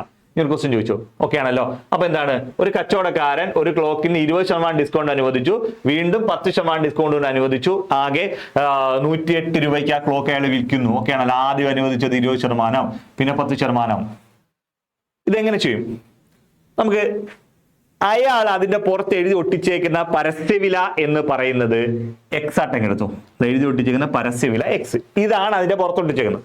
അപ്പൊ ഞാൻ ചെന്നൊരു ക്ലോക്ക് ചോദിക്കുക. അപ്പൊ ക്ലോക്കിന്റെ വില എത്ര? X രൂപ എന്ന് പറയോ? X രൂപ. X എന്ന് പറഞ്ഞാൽ ഏതോ ഒരു വില. എന്നിട്ട് പറയാം അവര് പറയും ഒരു 20% ഡിസ്കൗണ്ട് ഉണ്ട് കേട്ടോ, 20% ഡിസ്കൗണ്ട് തരാമെന്ന് പറയും. അപ്പൊ 20% ഡിസ്കൗണ്ട്. ഞാൻ തുടക്കം ഒരു ക്വസ്റ്റ്യൻ പറഞ്ഞു ഡിസ്കൗണ്ട് എന്ന് പറഞ്ഞാൽ യഥാർത്ഥ വിലയിൽ നിന്ന് പരസ്യ വിലയിൽ നിന്ന് കുറച്ചു കൊടുക്കുക.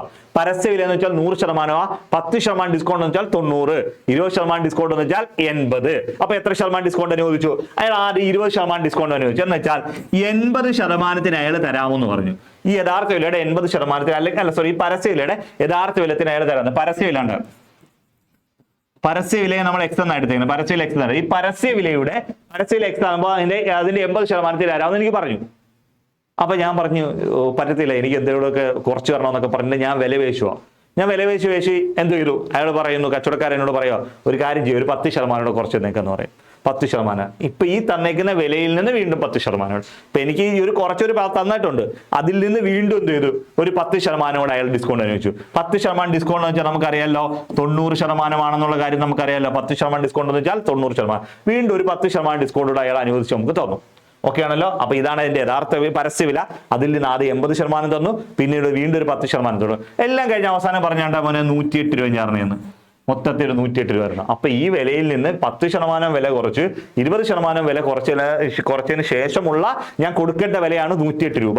എങ്കിൽ ക്വസ്റ്റ്യൻ ചോദിച്ചേക്കുന്നത് അതിന്റെ പരസ്യവില അല്ലെങ്കിൽ എക്സിന്റെ വില എത്ര എന്നാണ് ചോദിച്ചേക്കുന്നത്. ഇങ്ങനെ ക്വസ്റ്റ്യൻ ചോദിച്ചാൽ നമുക്ക് എക്സിന്റെ വില എങ്ങനെ കണ്ടുപിടിക്കും? അപ്പൊ ആദ്യം നമുക്ക് എന്ത് ചെയ്യാം, ഈ 0 എല്ലാം കഴിച്ചു. നമുക്ക് കണ്ടുപിടിക്കേണ്ട എക്സ് ആയതുകൊണ്ട് എക്സിന്റെ വില മാത്രം അവിടെ നിലനിർത്തണം. എന്നിട്ട് അപ്പുറത്തും കിടപ്പുണ്ട്, ഒരു 108 കിടപ്പുണ്ട്, അത് അതേപോലെ നിർത്തണം. ബാക്കി എല്ലാത്തിനും അങ്ങ് സമത്തിന് അപ്പുറത്തോട്ട് കൊണ്ടേക്കാം, സമത്തിനപ്പുറം കൊണ്ടുപോകാം. എങ്ങനെ കൊണ്ടുപോകുന്ന വെച്ചാൽ വരയുടെ താഴെയാണ് 100 കിടക്കുന്നത്, ഇത് ഹരിച്ചൊക്കെ അപ്പുറത്ത് പോകുമ്പോൾ ഗുണിക്കണം, വരയുടെ മേളിൽ പോകണം. വരയുടെ മേളിലാണ് 8 കിടക്കുന്നത്, അത് ഗുണിച്ചൊക്കെ ഇപ്പുറത്ത് വരുമ്പോൾ ഹരിക്കണം. വരയുടെ മേളിലാണ് 9 കിടക്കുന്നത്, ഇപ്പുറത്ത് വരുമ്പോൾ ഹരിക്കണം. എന്ന് വെച്ചാൽ സമത്തിന് ഇപ്പുറത്ത് ഒരു സംഖ്യ ഗുണിച്ചേക്കുവാണെങ്കിൽ സമത്തിനപ്പുറം പോകുമ്പോൾ ഹരിക്കണം, ഹരിച്ചേക്കുവാണെങ്കിൽ ഗുണിക്കണം, കൂട്ടിയേക്കുവാണെങ്കിൽ കുറയ്ക്കണം, കുറച്ചേക്കുവാണെങ്കിൽ കൂട്ടണം, പ്ലസ് മൈനസ് ആക്കണം, മൈനസ് പ്ലസ് ആക്കണം. സമത്തിന് ഇപ്പുറത്ത് എന്ത് പ്രവൃത്തി ചെയ്തോ അതിന്റെ ഓപ്പോസിറ്റ് പ്രവൃത്തി വേണം സമത്തിനപ്പുറം പോകുമ്പോൾ ചെയ്യാൻ. ക്ലിയർ ആവുന്നുണ്ടല്ലോ? ഓക്കെ. അങ്ങനെ വരുമ്പോൾ നിങ്ങൾ എന്ത് ചെയ്യണം, കണ്ടുപിടിക്കേണ്ട എക്സ് ഒഴിച്ച് ബാക്കി എല്ലാത്തിനെയും അപ്പുറം കൊണ്ടുപോവാ. വരയുടെ താഴെ കിടന്ന 100 വരയുടെ മേളിൽ പോയി, വരയുടെ മേളിൽ കിടന്ന 8ഉം 9ഉം താഴെ വന്നു. ഇതേപോലെ എടുത്ത് താഴ്ത്തും. ഇനി അങ്ങ് വെട്ടാം, നോക്കിക്കോ. 1 9 9, ഈ 9 12, 12 9 108. ഇനി എത്ര വെച്ചിരിക്കാം, 4 വെച്ചിരിക്കാം. 3 4 12, 2 4 8, 3 4 12, 2 4 8. ഓക്കെ ആണല്ലോ. 4 8 ഇവിടെ വെട്ടാം. 3 ഗുണം 100, 3 ഗുണം 100 300 ഡിവൈഡഡ് ബൈ താഴത്തെ 2 ഉണ്ട്, 300 ബൈ 2 എന്ന് വെച്ചാൽ 150. യഥാർത്ഥ വില 150 രൂപ, അല്ല പരസ്യവില 150 രൂപ. 150 രൂപ പരസ്യവിലയുള്ള സാധനമായിരുന്നു. 150 രൂപ പരസ്യവിലയുള്ള സാധനമായിരുന്നു. 150 രൂപ പരസ്യവിലയുള്ള സാധനമായിരുന്നു നമുക്ക് എത്ര രൂപയ്ക്ക് തരുന്നത്? അയാള് 108 രൂപയ്ക്ക് തന്നത്. ഇനി നോക്കാം, ഇനി ഞാൻ കണ്ടേ ഈ പറഞ്ഞത് ശരിയാണോ എന്നൊന്ന് ചെക്ക് ചെയ്ത് നോക്കാം. ശരിയാണോ ചെക്ക് ചെയ്ത് നോക്കാം. 150 രൂപ വിലയുള്ള സാധനമാണ്. ഞാൻ ചെന്നിട്ട് പറയുക എനിക്കൊന്ന് വില കുറച്ച് തരണം. അപ്പൊ അയാൾ പറഞ്ഞു 20% ഡിസ്കൗണ്ട് വരാമെന്ന് പറഞ്ഞു. അപ്പൊ എന്താ 80% അയാൾ തന്നു. 80% ഈ 0 കിട്ടി. ഓക്കെ ആണല്ലോ. ഓക്കെ. 15 ഗുണം 8 120 കിട്ടും. 15 ഗുണം 8 120. 120 രൂപയ്ക്ക് തരാമെന്ന് പറഞ്ഞു. 120 രൂപയ്ക്ക് ഞാൻ പറഞ്ഞു 120 രൂപ പോരാ, എനിക്ക് കുറച്ചുകൂടെ ഡിസ്കൗണ്ട് തരണമെന്ന് പറയും. കുറച്ചുകൂടെ ഡിസ്കൗണ്ട് അപ്പോൾ അയാൾ ചെയ്ത് ഒരു 10% ഡിസ്കൗണ്ട് വന്ന് ഇപ്പൊ 90% വീണ്ടും തന്നു. ഈ 0 12 ഗുണം 9 108. അങ്ങനെ അയാൾ എനിക്ക് എത്ര രൂപയ്ക്ക് തന്നു?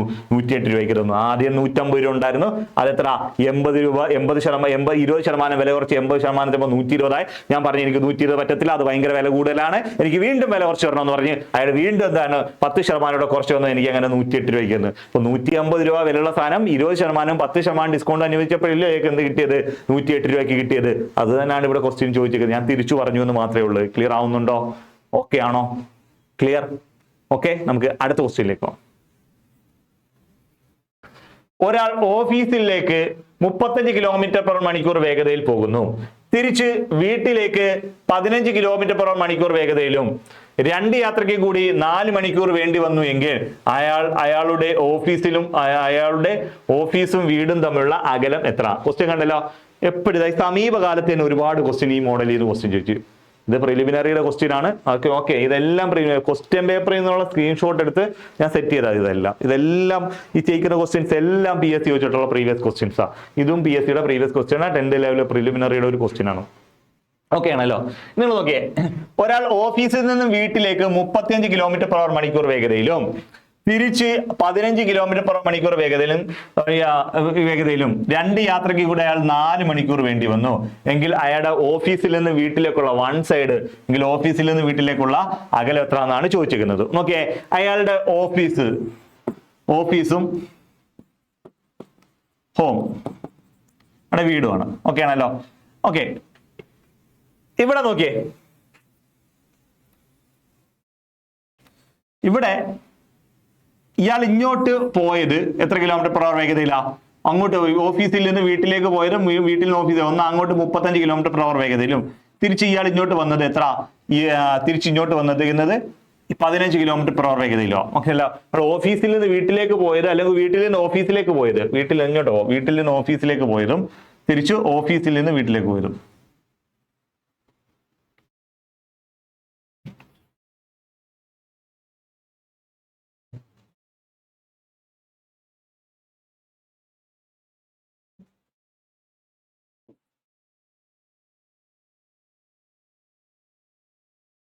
ഓക്കെ, വീട്ടിൽ നിന്ന് ഓഫീസിലേക്ക് 35 പോയി, ഓഫീസിൽ നിന്ന് വീട്ടിലേക്ക് അയാൾ 15 പോയി. അപ്പൊ ഓഫീസ് തൊട്ട് വീട് തൊട്ട് ഓഫീസും വരെയുള്ള ദൂരങ്ങൾ തുല്യമാണ്. സഞ്ചരിച്ച 2 ദൂരങ്ങളും അയാളുടെ തുല്യമാണ്. സഞ്ചരിച്ചേക്കുന്ന 2 ദൂരങ്ങളും തന്നെ തുല്യമാണ്. ഓക്കെ, എങ്കിൽ ക്വസ്റ്റ്യൻ ചോദിച്ചേക്കുന്നത് വീട്ട് തൊട്ട് ഓഫീസ് വരെയുള്ള വൺ സൈഡ് ദൂരം എത്ര എന്നാണ് ചോദിച്ചിരിക്കുന്നത്. ഓക്കെ ആണല്ലോ, വൺ സൈഡ് ദൂരം എത്ര എന്നാണ് ചോദിച്ചിരിക്കുന്നത്. ഇങ്ങനെ ഒരു ക്വസ്റ്റ്യൻ നമ്മുടെ അടുത്ത് ചോദിച്ചാൽ, ഇങ്ങനെ ഒരു ക്വസ്റ്റ്യൻ ചോദിച്ചാൽ നമുക്ക് വളരെ എളുപ്പം ചെയ്യാനുള്ള ഒരു ഇക്വേഷൻ ഉണ്ട്. അങ്ങോട്ട് ഇങ്ങോട്ട് സഞ്ചരിച്ച 2 ദൂരങ്ങൾ തുല്യമാകുകയും അതേപോലെ തന്നെ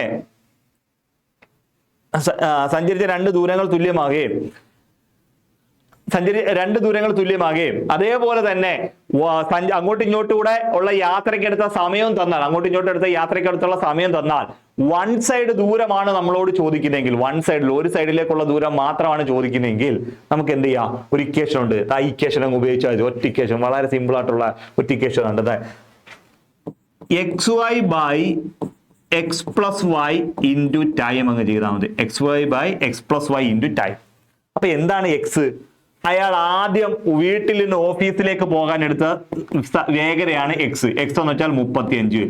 തിരിച്ച് ഓഫീസിൽ നിന്ന് വീട്ടിലേക്ക് വരാൻ എടുത്ത അയാളുടെ വേഗതയാണ് y, അതാണ് 15. ഓക്കെ ആണല്ലോ. വീട്ടിൽ നിന്ന് ഓഫീസിലേക്ക് 35 അത് എക്സും, ഓഫീസിൽ നിന്ന് വീട്ടിലേക്ക് അയാൾ എടുത്ത സമയം 15 y-യുമാണ്. ഓക്കെ, ഇനി ടൈം പറയുന്നുണ്ട് എത്ര? 4 മണിക്കൂർ എന്ന് പറയുന്നുണ്ട്. ഇത് km/h ആണ്, ഇതും km/h ആണ്, ഇത് അവറാണ്. km/h അവറും തമ്മിൽ ചേരും. എങ്കിൽ നമുക്ക് ടൈം ആണ് കണ്ടുപിടിക്കേണ്ടത്, ഡിസ്റ്റൻസ് ആണ് കണ്ടുപിടിക്കുന്നത്. ഇതാണ് ഐക്യാഷ് നോക്കിയെങ്കിൽ നമുക്ക് ഡയറക്റ്റ് ആൻസറിലേക്ക് കിട്ടും. എക്സ് എന്ന് പറഞ്ഞാൽ 35 ഇൻറ്റു y എന്ന് പറയുന്നത് 15 divided by x+y 35 plus 15 into time എന്ന് പറഞ്ഞാൽ 4 മണിക്കൂർ. അപ്പൊ 35 into 15 divided by 35 plus 15 into 4 മണിക്കൂർ. ഓക്കെ ആണല്ലോ.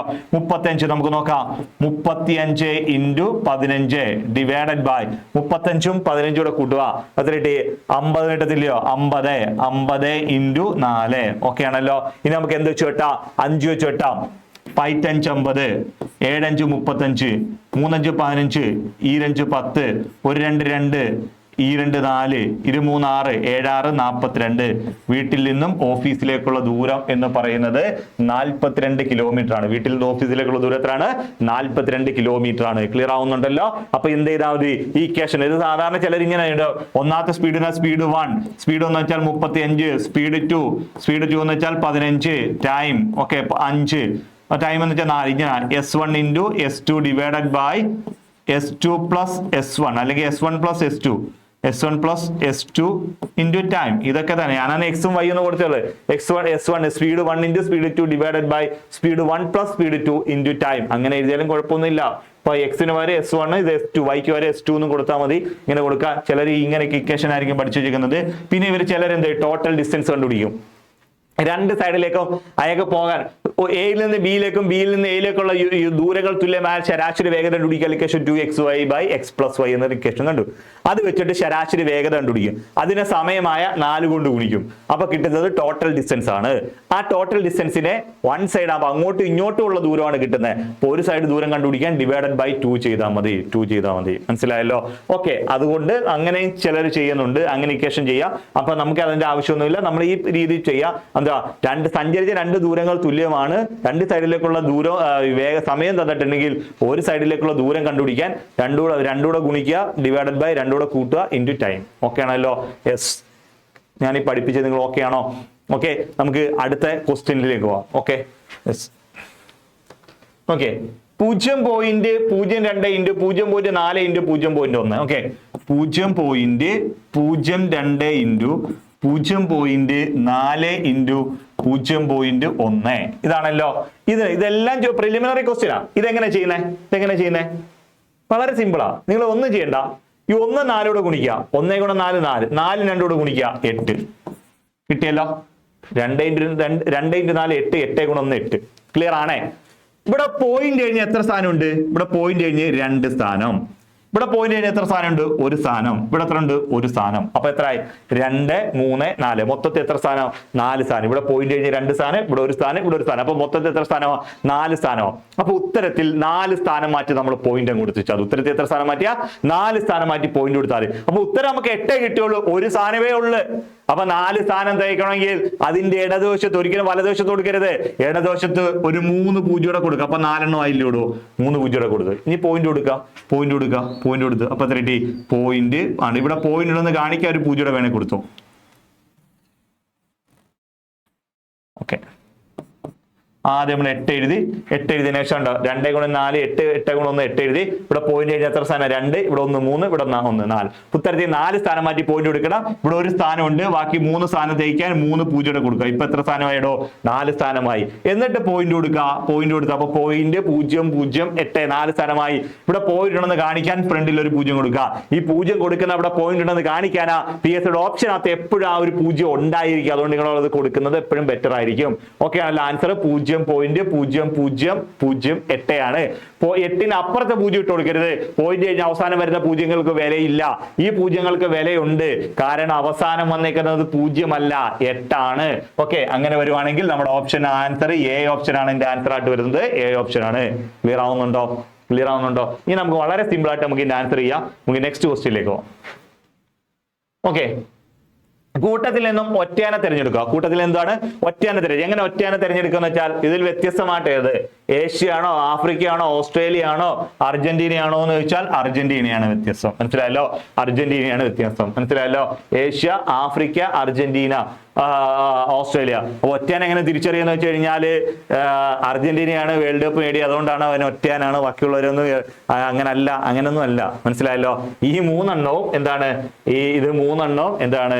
ഭൂഖണ്ഡങ്ങളാണ്. മനസ്സിലായല്ലോ? ഓക്കെ, ഏഷ്യ ഭൂഖണ്ഡം, ആഫ്രിക്ക, ഓസ്ട്രേലിയ ആണ്. പക്ഷേ അർജന്റീന എന്ന് പറയുന്നത് രാജ്യമാണ്. ആ രീതിയിലാണ് നമ്മൾ അതിനെ ഒറ്റയാനായിട്ട് സെലക്ട് ചെയ്യുന്നത്. ഓക്കെ ആണല്ലോ? Okay, yes. നമുക്ക് അടുത്ത ക്വസ്റ്റ്യനിലേക്ക് പോകാം. ഓക്കെ, താഴെ കൊടുത്തിരിക്കുന്ന വാക്കുകളെ ഡിക്ഷണറിയിൽ ഡിക്ഷണറി നിരത്തുമ്പോൾ ഒന്നാമത് വരുന്ന വാക്യത്. നമുക്ക് ഡിക്ഷണറിക്കകത്ത് നിരത്തുമ്പോൾ ഒന്നാമത് വരുന്ന വാക്യത് എപ്പോഴും ആൽഫബറ്റ് ഓർഡറിലായിരിക്കും ഒന്നാമത് വരുന്നത്. ആദ്യത്തെ ലെറ്റർ A ആണെങ്കിൽ A ആയിരിക്കും ആദ്യം വരുന്നത്. എയിൽ തുടങ്ങുന്ന വാക്കായിരിക്കും അതിനും A അങ്ങനെ AB, AB അല്ലെങ്കിൽ AAB, AAC അങ്ങനെ ലെറ്ററിന്റെ അടിസ്ഥാനത്തിലായിരിക്കും അത് വരുന്നത്. ഇവിടെ നോക്കി, എല്ലാത്തിനും ലെറ്റർ S ഉണ്ട്. S. അപ്പൊ എല്ലാം S ൽ തുടങ്ങുന്ന ലെറ്ററിനകത്ത് ഇതെല്ലാം ഒരേപോലെ വരും. U ഇവിടെ എല്ലാം ഓക്കെ. N. അപ്പൊ കണ്ടേ, ഇവിടെ വരെ എല്ലായിടവും കറക്റ്റാ ഉണ്ടോ? ഇവിടെ വരെ എല്ലാവരും. അപ്പൊ ഇവരെല്ലാവരും ഇങ്ങനെ നോക്കുകയാണെങ്കിൽ ഇവർ 3 പേരും 4 പേരും ഒരേപോലെ വരും. ഇനി അടുത്ത ലെറ്റർ നോക്കണം. അടുത്ത ലെറ്റർ കഴിഞ്ഞാൽ നമ്മൾ ഓരോ ലെറ്റർ എണ്ണണം. ABCDE. E ആണ് ഇവിടെ E ആ, ഇവിടെ E ആ. E കഴിഞ്ഞിട്ട് I വരുത്തോളൂ. ABCDEFGHI. E കഴിഞ്ഞ I വരുത്തോളൂ. അപ്പൊ എന്താണ്? ഇവിടെ I മുന്നേ വന്നു. അപ്പൊ എന്തായി? ഫസ്റ്റിലെ തന്നെ ഇവനെ നമുക്ക് ഒഴിവാക്കാം. കാര്യം എന്താ? അതിന് മുന്നേ വരുന്ന ലെറ്റർ ആണ് ഇത് 3 എണ്ണം. E കഴിഞ്ഞ I വരുത്തോളൂ. അപ്പൊ ഇവിടെ 3 എണ്ണം E ആ. അപ്പൊ നോക്കിയേ, ഇനി നോക്കിയേ, ഇവിടെ എന്താണ്? ഇവിടെ 2 ഇടത്ത് E ആണ്, ഇവിടെയും 2 ഇടത്ത് E ആണ്, ഇവിടെയും 2 ഇടത്ത് E ആണ്. ഇത്രയൊക്കെ ആണല്ലോ? ഓക്കെ, ഇവിടെ എല്ലാം E ആണ്. ഇനി നമുക്ക് നോക്കേണ്ടത് അടുത്തത് ആരാണെന്ന് നോക്കണം. അടുത്തത് T. ഇവിടെയും T ആ, ഇവിടെയും T ആ, ഇവിടെയും T ആ. 3 ഇടത്തും T വരും. അപ്പൊ ഇത് ഓക്കെയാ, ഇവിടെയും T ആണ്, ഇവിടെയും T ആണ്, ഇവിടെയും T ആണ്. ഓക്കെ, H കഴിഞ്ഞ I വരുത്തുള്ളൂ. ABCDEFGHI. H കഴിഞ്ഞ I വരുത്തുള്ളൂ. അപ്പൊ ഇവിടെ 2 ഇടത്തും അടുത്ത ലെറ്റർ H ആ, പക്ഷെ ഇവിടുത്തെ അടുത്ത ലെറ്റർ I ആ. അപ്പൊ ഇത് തന്നെ ഇവന് ക്യാൻസൽ ആയി പോയി. കാര്യം എന്താ? H കഴിഞ്ഞിട്ട് I വരുന്നത്. Hന് മുന്നേ ഒരിക്കലും I കയറി വരത്തില്ല. H കഴിഞ്ഞിട്ട് അടുത്ത ലെറ്റർ ആയിട്ട് I വരുത്തുള്ളൂ. അപ്പൊ ഇവിടെ I അതിന് മുന്നേ കയറി വന്നു. അപ്പൊ ഇവനെ മുമ്പ് ഒഴിവാക്കി. അപ്പൊ ഇനി ഇവിടെ 2 ഇടത്ത് H ആണ്. ഓക്കെ ആണല്ലോ? ഇവിടെ H, ഇവിടെ H. I കഴിഞ്ഞേ Y വരുത്തുള്ളൂ. ABCDEFGHI കഴിഞ്ഞിട്ട് വൈ വരത്തുള്ളൂ. അപ്പൊ ഐ ആണ് മുന്നേ കയറി വരുന്നത്, അത് കഴിഞ്ഞിട്ടേ വൈ വരത്തുള്ളൂ. അപ്പൊ ആണല്ലോ ഈ വൈ അത് കഴിഞ്ഞിട്ട് വരുന്ന ലെറ്റർ ആയതുകൊണ്ട് അവനും വരത്തില്ല. മനസ്സിലായോ? അതെന്ത് വരും? അത് തുടക്കം വരുന്നത് ഏതാണ്? ഐ ആയിരിക്കും. അപ്പൊ ഇതിന്റെ ആൻസർ ഇതാണ്. ഡി ഓപ്ഷൻ ആണ് ഇതിന്റെ ആൻസർ എന്ന് പറയുന്നത്. ഓക്കെ ആണല്ലോ? അപ്പൊ ആദ്യമേ കയറി വരുന്ന ലെറ്റർ ഇതായിരിക്കും. ഓക്കെ ആണല്ലോ? ഓക്കെ ഓക്കെ ക്ലിയർ ആവുന്നുണ്ടോ? ഇതാണ് ആൽഫബറ്റ് ഓർഡറിൽ നമ്മൾ എടുത്തെഴുതിയാൽ മതി. വേറെ പ്രത്യേകിച്ച് കാര്യങ്ങളൊന്നുമില്ല. വളരെ സിമ്പിൾ ആയിട്ടുള്ള ക്വസ്റ്റ്യൻ ആണ്. ഓക്കെ. 4 കൊല്ലം മുമ്പ് അമ്മയ്ക്ക് മകളുടെ ഇരട്ടി വയസ്സായിരുന്നു. 6 കൊല്ലം കഴിയുമ്പോൾ അമ്മയ്ക്ക് മകളുടെ ഇവിടെ 3 ഇരട്ടി വയസ്സായിരുന്നു. 6 കൊല്ലം കഴിയുമ്പോൾ അത് ഇരട്ടി വയസ്സാകും. മകളുടെ ഇന്നത്തെ വയസ്സ് എത്ര? ഇതാണ് ക്വസ്റ്റ്യൻ ചോദിക്കുന്നത്. ഇത് 2 വ്യത്യസ്ത കാലഘട്ടങ്ങളിലുള്ള ക്വസ്റ്റ്യൻ പറയുന്നത്. 4 കൊല്ലം മുമ്പ് അമ്മയ്ക്ക് മകളുടെ 3 ഇരട്ടി പ്രായമുണ്ടായിരുന്നു. 4 കൊല്ലം മുമ്പ് അമ്മയ്ക്ക് മകളുടെ 4 ഇരട്ടി പ്രായമുണ്ടായിരുന്നു. 6 കൊല്ലം കഴിഞ്ഞാൽ അമ്മയ്ക്ക് മകളുടെ ഇരട്ടി പ്രായമുണ്ട്. അമ്മയ്ക്ക് മകളുടെ ഇരട്ടി പ്രായമുണ്ട്. മകളുടെ ഇന്നത്തെ വയസ്സ് എത്ര? ഇതാണ് ക്വസ്റ്റ്യൻ ചോദിച്ചിരിക്കുന്നത്. ക്വസ്റ്റ്യൻ ഒരു വളരെ സിമ്പിളാ, വളരെ എളുപ്പത്തിൽ നമുക്ക് ചെയ്യാം. ഏജ് എന്ന് പറയുന്ന ടോപ്പിക്കിനകത്തു നിന്നുള്ള ഒരു ക്വസ്റ്റ്യൻ. ഇത് നിങ്ങൾ ഓപ്ഷനിൽ നിന്ന് കയറിയാലും എക്സിറ്റ് ചെയ്യാൻ നിന്നാലും നല്ല ടൈം എടുക്കും. അതിന് വേറൊരു ട്രിക്ക് ഉണ്ട്, ഞാൻ പറഞ്ഞുതരാം. ഓക്കെ. 4 കൊല്ലം മുമ്പ്, അപ്പൊ 4 years ago. 4 കൊല്ലം മുമ്പ്. ഓക്കെ ആണല്ലോ? 4 കൊല്ലം മുമ്പ് അമ്മയ്ക്ക് മകളുടെ 3 ഇരട്ടി വയസ്സുണ്ടായിരുന്നു. നമുക്കിവിടെ ആരെ മകളെ കണ്ടുപിടിക്കട്ടെ. അമ്മയ്ക്ക് മകളുടെ 3 ഇരട്ടി വയസ്സുണ്ടായിരുന്നു. 3 ഇരട്ടി. മകൾക്ക് എത്ര ആണോ അതിന്റെ 3 ഇരട്ടി. അപ്പൊ നമുക്ക് നോക്കാം. ഡോട്ടർ ഈസ് ടു മദർ എന്ന് പറയുന്നത്. ഡോട്ടർ ഈസ് ടു മദർ ആണല്ലോ. ഡോട്ടറിന് 1 ആണെങ്കിൽ, മകൾക്ക് 1 ആണെങ്കിൽ അമ്മയ്ക്ക് അതിന്റെ 3 ഇരട്ടി വയസ്സുണ്ട്. 3 1:3 എന്ന് കിട്ടും. അമ്മയ്ക്ക് എത്ര ഉണ്ടോ അതിന്റെ 3 ഇരട്ടി വയസ്സ് മകൾക്കുണ്ട്. 1:3 എന്ന് കിട്ടും. ഓക്കെ. എപ്പോഴാ? 4 വർഷങ്ങൾക്ക് മുമ്പ്. മനസ്സിലായല്ലോ? പിന്നെ 6 കൊല്ലം കഴിഞ്ഞാൽ, ആഫ്റ്റർ 6 years, 6 കൊല്ലം കഴിഞ്ഞാൽ അമ്മയ്ക്ക് മകളുടെ വയസ്സിന്റെ ഇരട്ടി വയസ്സുണ്ട്. ഇരട്ടി എന്ന് വെച്ചാൽ നമുക്ക് 1:2 എന്ന് കൊടുക്കുക. ഇരട്ടി. മകൾക്ക് 1 ഉണ്ടെങ്കിൽ അമ്മയ്ക്ക് 2 ഉണ്ട്. അപ്പൊ 1:2. ഇവിടെ 4 കൊല്ലം മുമ്പ് മകൾക്ക് 1 ഉണ്ടെങ്കിൽ അമ്മയ്ക്ക് 3. 1:3. പ്രായം 1:3 ആണ്. ഇവിടെ 1:2 ആണ്. ഇനി ഇവിടെ ശ്രദ്ധിക്കേണ്ട ഒരു കാര്യം, ഇവിടെ 2 കാലഘട്ടങ്ങൾ പറയുന്നുണ്ട്. 2 കാലഘട്ടങ്ങൾ. ഒന്ന് 4 കൊല്ലത്തിന് മുന്നും, ഒന്ന് 6 കൊല്ലത്തിന് ശേഷം. മുന്നും ശേഷവുമാണ് പറയുന്നെങ്കിൽ നമ്മളിവിടെ ടൈം ആയിട്ട് എടുക്കേണ്ടത് ഈ 2 കൂടെ കൂട്ടിയാൽ മതി. ഈ 4ഉം 6ഉം കൂടെ കൂട്ടിയിട്ട് 10 ആയിട്ട് എടുക്കണം. 4 6. 4 കൊല്ലം മുമ്പ്, 6 കൊല്ലം ശേഷം. 2 മുന്നേയും 2 ശേഷവും. 2 മുന്നേ പറയുന്നത്. 4 കൊല്ലം മുമ്പ്, 6 കൊല്ലം മുന്നേ. 2 ശേഷം മുന്നേ പറയുന്നെങ്കിൽ ഈ 6 4 തമ്മിൽ കുറയ്ക്കണം. 2 എന്നായിരിക്കണം എടുക്കേണ്ടത്. ഇനി 4 കൊല്ലത്തിന് ശേഷവും 6 കൊല്ലത്തിന് ശേഷവും 2 ശേഷവും പറയുന്നെങ്കിൽ അപ്പോഴും ഇത് തമ്മിൽ കുറയ്ക്കണം. 2 മുന്നേ ആണെങ്കിലും കുറയ്ക്കണം, 2 ശേഷമാണെങ്കിലും കുറയ്ക്കണം. മനസ്സിലായല്ലോ? 1 മുന്നേയും 1 ശേഷമാണെങ്കിൽ കൂട്ടിയാൽ മതി. 1 മുന്നേയും 1 ശേഷവുമാണെങ്കിൽ കൂട്ടിയാൽ മതി. ക്ലിയർ ആവുന്നുണ്ടല്ലോ? ഓക്കെ. അപ്പൊ 4 കൊല്ലം മുന്നേ ആണെങ്കിലും കുറയ്ക്കണം. 4 കൊല്ലം അല്ല, ഇത്ര വർഷം 2 മുന്നേ ആണെങ്കിൽ, 4 കൊല്ലം എന്നല്ല, 2 മുന്നേ ആണെങ്കിൽ, 6ഉം 4ഉം 2 മുന്നേ ഉള്ള കാലങ്ങളാണെങ്കിലും കുറയ്ക്കണം, 2 ശേഷമുള്ള കാലങ്ങളാണെങ്കിലും കുറയ്ക്കണം. ഇവിടെ 1 മുന്നേ 1 ശേഷമാണെങ്കിൽ നമ്മൾ കൂട്ടണം. ഓക്കെ ആണല്ലോ? ഇനി നമുക്ക് എന്ത് ചെയ്യാം? ആരുടെ വയസ്സ് കണ്ടുപിടിക്കണം? ഡോട്ടറുടെ വയസ്സ്, മകളുടെ വയസ്സാണ് കണ്ടുപിടിക്കേണ്ടത്. നിങ്ങൾ കണ്ടത് ഞാൻ ഷോർട്ട് കട്ടിൽ ഒരു ഇക്വേഷൻ പോലെ ഞങ്ങൾ പറഞ്ഞുതരാം. ആ രീതി ചെയ്താൽ നിങ്ങൾ ഈ മേളിൽ എഴുതിയേക്കുന്ന കാലഘട്ടം ഏതാണോ ആ കാലഘട്ടത്തെ വയസ്സ് നമുക്ക് ഇവിടെ കിട്ടത്തുള്ളൂ. മുകളിൽ നമ്മൾ ഏത് കാലഘട്ടമാണോ എഴുതിയേക്കുന്നത് ആ കാലഘട്ടത്തിലെ വയസ്സേ നമുക്ക് ഇവിടെ കിട്ടത്തുള്ളൂ. അപ്പൊ മുകളിൽ എഴുതിയേക്കുന്ന കാലഘട്ടം 4 വർഷം മുമ്പുള്ള, അപ്പൊ ഈ ഉത്തരം ചെയ്യുമ്പോൾ നമുക്ക് കിട്ടുന്നത് 4 വർഷം മുമ്പുള്ള വയസ്സായിരിക്കും. അപ്പൊ നമുക്ക് എഴുതാം 4 years ago. 4 years ago മോളുടെ വയസ്സ് നമ്മൾ കണ്ടുപിടിക്കാൻ പോവാം. ഇതെങ്ങനെ കണ്ടുപിടിക്കാന്ന് വെച്ചാൽ, മോളുടെ പേരല്ലോ ആദ്യം എഴുതിയേക്കുന്നത്, അപ്പൊ മോളുടെ അംശബന്ധമാണ് 1. അമ്മയുടെ പേര് 2ാമത് എഴുതിയാൽ അമ്മയുടെ അംശബന്ധമാണ് എന്തെന്ന് പറയുന്നത് 3. അപ്പൊ മോളുടെ പേര് 1 ആദ്യം എഴുതിക്കൊണ്ട് നമുക്ക് കണ്ടുപിടിക്കേണ്ട മകളെ ആയതുകൊണ്ട് മകളുടെ അംശബന്ധം എടുത്ത് 1 എഴുതി. ഓക്കെ ആണല്ലോ? ഇനി ഈ പറയുന്ന ഒരു കാലഘട്ടം നമ്മളൊരു ടൈം ഇവിടെ കണ്ടുപിടിച്ചിട്ടുണ്ട്.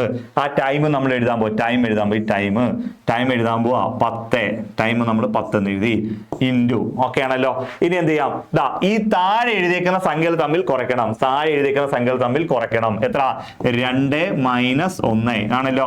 ഇവർ തമ്മിലാണ് കുറയ്ക്കേണ്ടത്. 2 - 1 എന്നതിന് ശേഷം ഡിവൈഡഡ് ബൈ. ഇത് ക്രോസ് ചെയ്യണം. ക്രോസ് ചെയ്യുമ്പോൾ ഇത് തമ്മിൽ ക്രോസ് ചെയ്ത് ഗുണിക്കണം. 1 - 2 2, 1 - 3 3. അപ്പൊ വലുത് 1 - 3 ആണ് വലുത്. 1 - 2 ചെറുത്. അപ്പൊ 1 - 3 ആദ്യം എഴുതണം. 1 - 3 മൈനസ് 1 ഗുണം 2, 1 ഗുണം 3 മൈനസ് 1 ഗുണം 2. ഓക്കെ ആണല്ലോ. അപ്പൊ എന്താ എഴുതി? ഇത് ആദ്യം എഴുതേണ്ട അമ്മയുടെ പേര് ആദ്യം എഴുതുക, മകളുടെ പേര് ആദ്യം എഴുതിക്കൊണ്ട് മകളുടെ അംശം ഒന്ന് എഴുതി മകളെ കണ്ടുപിടിക്കേണ്ടത് ഇൻറ്റു കാലഘട്ടം 10 എഴുതി. അതേപോലെ തന്നെ ഈ താഴെയേക്കുന്ന സംഖ്യകൾ തമ്മിൽ കുറയ്ക്കണം. അതിന് ശേഷം നമ്മൾ എന്ത് ചെയ്യണം? ഇതും ഇങ്ങോട്ടും ക്രോസ് ചെയ്ത് ഗുണിക്കണം, ഇത് ഇങ്ങോട്ടും ക്രോസ് ചെയ്ത് ഗുണിക്കണം. ഓക്കെ ആണല്ലോ. അവിടെ നോക്കിക്കോ, ഗുണിക്കേ 1 ഇൻറ്റു 10 ഇൻറ്റു ഇവിടെ 2 1 കുറച്ച 1 ഡിവൈഡഡ് ബൈ ഇവിടെ 1 3 3 മൈനസ് 2. ഓക്കെ ആണല്ലോ. ഇതിന്റെ ഫൈനൽ ആൻസർ 1 10 10 10 ബൈ 1 സമം 10. 10 വയസ്സെന്ന് കിട്ടും. മകളുടെ വയസ്സ് എത്ര കിട്ടും? 10 വയസ്സെന്ന് കിട്ടും. 10 വയസ്സെന്ന് കിട്ടും. ഈ 10 വയസ്സ് എപ്പോഴുള്ള വയസ്സാണെന്ന് ചോദിച്ചാൽ നമ്മൾ ഇവിടെ എഴുതി വെച്ചിട്ടുണ്ട് 4 കൊല്ലം മുമ്പുള്ള വയസ്സാണ്. കാര്യം മുകളിൽ എഴുതിയേക്കുന്ന കാലഘട്ടം 4 കൊല്ലം മുന്നേ. അപ്പൊ 4 കൊല്ലം മുന്നേ ഉള്ള വയസ്സാണ് നമുക്ക് കിട്ടിയേക്കുന്നത്. 4 കൊല്ലം മുന്നേ മോക്ക് 10 വയസ്സുണ്ടെന്നാണ് കിട്ടിയേക്കുന്നത്.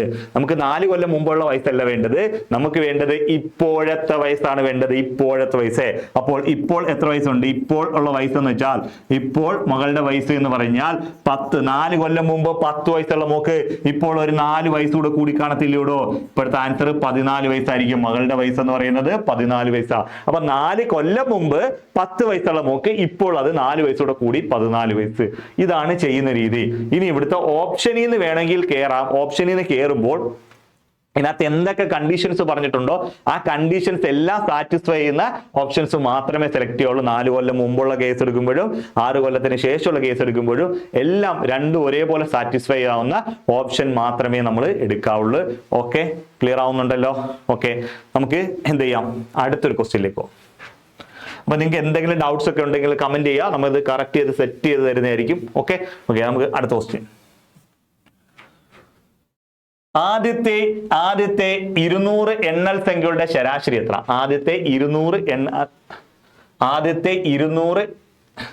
എണ്ണൽ സംഖ്യയുടെ ശരാശരി എത്ര? ആദ്യത്തെ 200 എണ്ണൽ സംഖ്യയുടെ ശരാശരി. ആദ്യത്തെ n എണ്ണൽ സംഖ്യയുടെ ശരാശരി. ആദ്യത്തെ n എണ്ണൽ സംഖ്യയുടെ ശരാശരി കണ്ടുപിടിക്കാൻ ഇക്വേഷൻ n+1/2. ആദ്യത്തെ n എണ്ണൽ സംഖ്യയുടെ ശരാശരി കണ്ടുപിടിക്കാൻ ഇക്വേഷൻ എന്താണ്? n+1/2. ആദ്യത്തെ 200 എണ്ണൽ സംഖ്യ ഇല്ല, അപ്പൊ n-ന്റെ വാല്യൂ 200 നീട്ടാ. 200 ആദ്യത്തെ 200 എണ്ണൽ സംഖ്യ ഇല്ല, അപ്പൊ 200 + 1 ഡിവൈഡഡ് ബൈ 2. 200 + 1 divided by 2. 200 + 1 എത്ര കിട്ടിയോ? 201 കിട്ടും. 201 ഡിവൈഡഡ് ബൈ 2 100.5 ആണ്. മനസ്സിലായല്ലോ? 100.5 ആണ് ഇതിന്റെ ആൻസർ എന്ന് പറയുന്നത്. ക്ലിയർ ആവുന്നുണ്ടല്ലോ? ആദ്യത്തെ n എണ്ണൽ സംഖ്യകളുടെ ശരാശരി കണ്ടുപിടിക്കാൻ ഇക്വേഷൻ. ആദ്യത്തെ n എണ്ണൽ സംഖ്യയുടെ ശരാശരി കണ്ടുപിടിക്കാൻ ഇക്വേഷൻ n+1/2 ആ. പിന്നെ അല്ലെങ്കിൽ നമുക്ക് എന്ത് ചെയ്യാം? ഇത് തന്നെ ഇക്വേഷൻ തന്നെ വേറെ രീതിയിൽ പറയാം. എണ്ണൽ സംഖ്യ എത്ര പറയുന്നത്? 200. അതിന്റെ പകുതി എടുക്കുക. 200ന്റെ പകുതി എത്ര? 100. അതിന്റെ കൂടെ ഒരു 0.5 ഒക്കെ കൂട്ടിയാൽ മതി. എന്നുവെച്ചാൽ 0.5 ഇട്ട് കൊടുത്താൽ മതി. ആൻസർ 100.5. ഇതാണ് നമ്മൾ ഷോർട്ട് കട്ട് ആയിട്ടൊക്കെ പറയുന്നത്. ഞാൻ ഷോർട്ട്സ് ഒക്കെ ചെയ്തപ്പോൾ നമ്മൾ ഈ ഷോർട്ട് കട്ട് ആണ് പറഞ്ഞു കൊടുത്തേക്കുന്നത്. ഓക്കെ, എന്താണ് 100.5 എന്ന് പറയുന്നത്? ക്ലിയർ ആവുന്നുണ്ടല്ലോ? അപ്പൊ ആദ്യത്തെ 200 എണ്ണൽ സംഖ്യയുടെ ശരാശരി, ആദ്യത്തെ 200 എണ്ണൽ സംഖ്യയുടെ ശരാശരി എങ്ങനെ കണ്ടുപിടിക്കാന്ന് വെച്ചാൽ സംഖ്യകളുടെ എണ്ണത്തിന്റെ പകുതി എടുക്കുക. 200ന്റെ പകുതി എത്ര? 100. അതിന്റെ കൂടെ ഒരു 0.5 കൂട്ടുക. 0.5 ഇട്ട് കൊടുത്താലും മതി. 0.5 അപ്പൊ കിട്ടുന്നത് 200.5 എന്നാണെങ്കിൽ 0.5 കൂടെ കൂട്ടുമ്പോൾ 201 എന്നുള്ള ഉത്തരം പറഞ്ഞു. അതുകൊണ്ട് ആ കൂട്ടണമെന്ന് പറഞ്ഞത്. ഇനി 0.5 ഇല്ലാത്ത സംഖ്യയാണ് ഹരിക്കുമ്പോൾ കിട്ടും. അപ്പൊ 200ന്റെ പകുതി 100. അപ്പൊ അതിനകത്ത് പോയിന്റ് ഇല്ല, കൂടെ ഒരു 0.5 കൂടെ അങ്ങ് ഫിറ്റ് ചെയ്ത് കൊടുക്കുക.